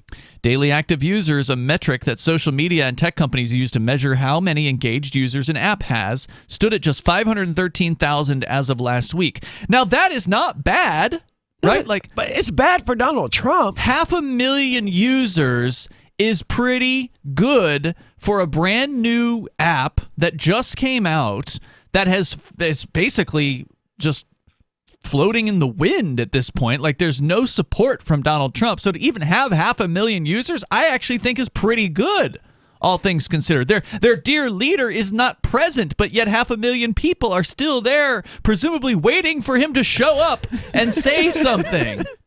And maybe posting. That's funny, right? And maybe posting to each other. And, you know, I've heard, again, I have not used the app. I'm not allowed to under my bail conditions, nor would I. I don't even have an Apple device, and they have no website to log into. But I've heard that, like, some of the conservative types are on there, like Sean Hannity and others. So, like, there's definitely some goings on there. I mean, it's not a complete failure for the average person. Like, it just looks like one. Yeah, like if I was to create my own social media platform, Arya.social, whatever, yeah, I would be amazed to get 5 people there. And they got 500,000, which is impressive for anyone who wasn't a former president of the United States. That's where it becomes, dude, really? That was the best you had? But for Trump, it's still 500,000 people who cannot follow him in any meaningful sense anywhere else right now. Trump has been sending out press releases since Twitter banned him in January of 2021. He's been sent. That's the only way he has to reach people is to send press releases out. That's the only thing he's been doing. So this would be a huge step up for him. Sad. You're not going to jump to, as they point out here, Twitter has 217 million users. You're not going to get to 217 million users overnight. It's a brand new app. Okay, and you botched the launch by not including it on Android. Trump and Truth Social officials have presented the launch of the platform with plenty of caveats. In a speech at the CPAC event, Trump himself said the company is rolling out the app, quote, very slowly. The app has been only available via a waiting list, and even then, only in Apple's App Store. But the soft launch has come with a series of technical glitches and user complaints. A former representative, Devin Nunes, who retired from Congress to take a job at Trump Media and Technology Group, their parent company, had promised in February the app would be fully up and running by the end of March. But users have repeatedly complained about error messages and a convoluted registration process that has left even diehard MAGA fans frustrated. Quote, I've been waiting for this. It's finally released, and it doesn't work, one user wrote in an App Store review. Spokespeople for Trump did not provide comment for the story. As the Beast reported earlier last month, the twice-impeached former president has, in the past several weeks, privately fumed about the blisteringly negative coverage of the app's rollout and number of users and visitors. What the F is going on? Trump was repeatedly heard snapping into his phone, demanding to know why Truth Social wasn't a runaway success. The former president had... Poor guy. This is why we need him to run for office again. Because I need more of Donald Trump freaking out as his world collapses around him. But if you can't hear from him, what's the point of him running for office? You've got to be able to read what this guy is freaking out about. Look, this is just a report about him freaking out. Wouldn't they have to put him back on Twitter? No, I guess they wouldn't, would they? Maybe they will now that Elon Musk is on the board, but I wouldn't get my hopes up. He's just one vote. So anyway, he in less than 2 months into the launch, Trump has all but given up on his own high-profile app and has barely even touched his personal account on Truth Social. So pretty sad story. I wanted to see it be a success, and they also turned off the Mastodon key feature of Federation. So I tried to pull up his account from our Mastodon server, see if I could follow it. Can't do it. So he's like completely... They just federated themselves. Yeah, they totally blew this thing from top to bottom. We'll see you tomorrow night. freetalklive.com. If you want to know the latest about Free Talk Live before we go on the air, all you need to decide is how you want it delivered. It's your choice. Visit news.freetalklive.com to receive our usually weekly news updates by email. Plus, we have a Twitter account at twitter.freetalklive.com, and you can follow us on the decentralized Mastodon platform at toot.freetalklive.com. So please follow us at toot.freetalklive.com and sign up for our emails at news.freetalklive.com. Do you feel like your nation, state, or community no longer holds your values? Have you dreamt of a place where people agree that liberty is important and are free to pursue their projects so long as they respect the property of others? There are many people just like you that are discovering freeprivatecities.com.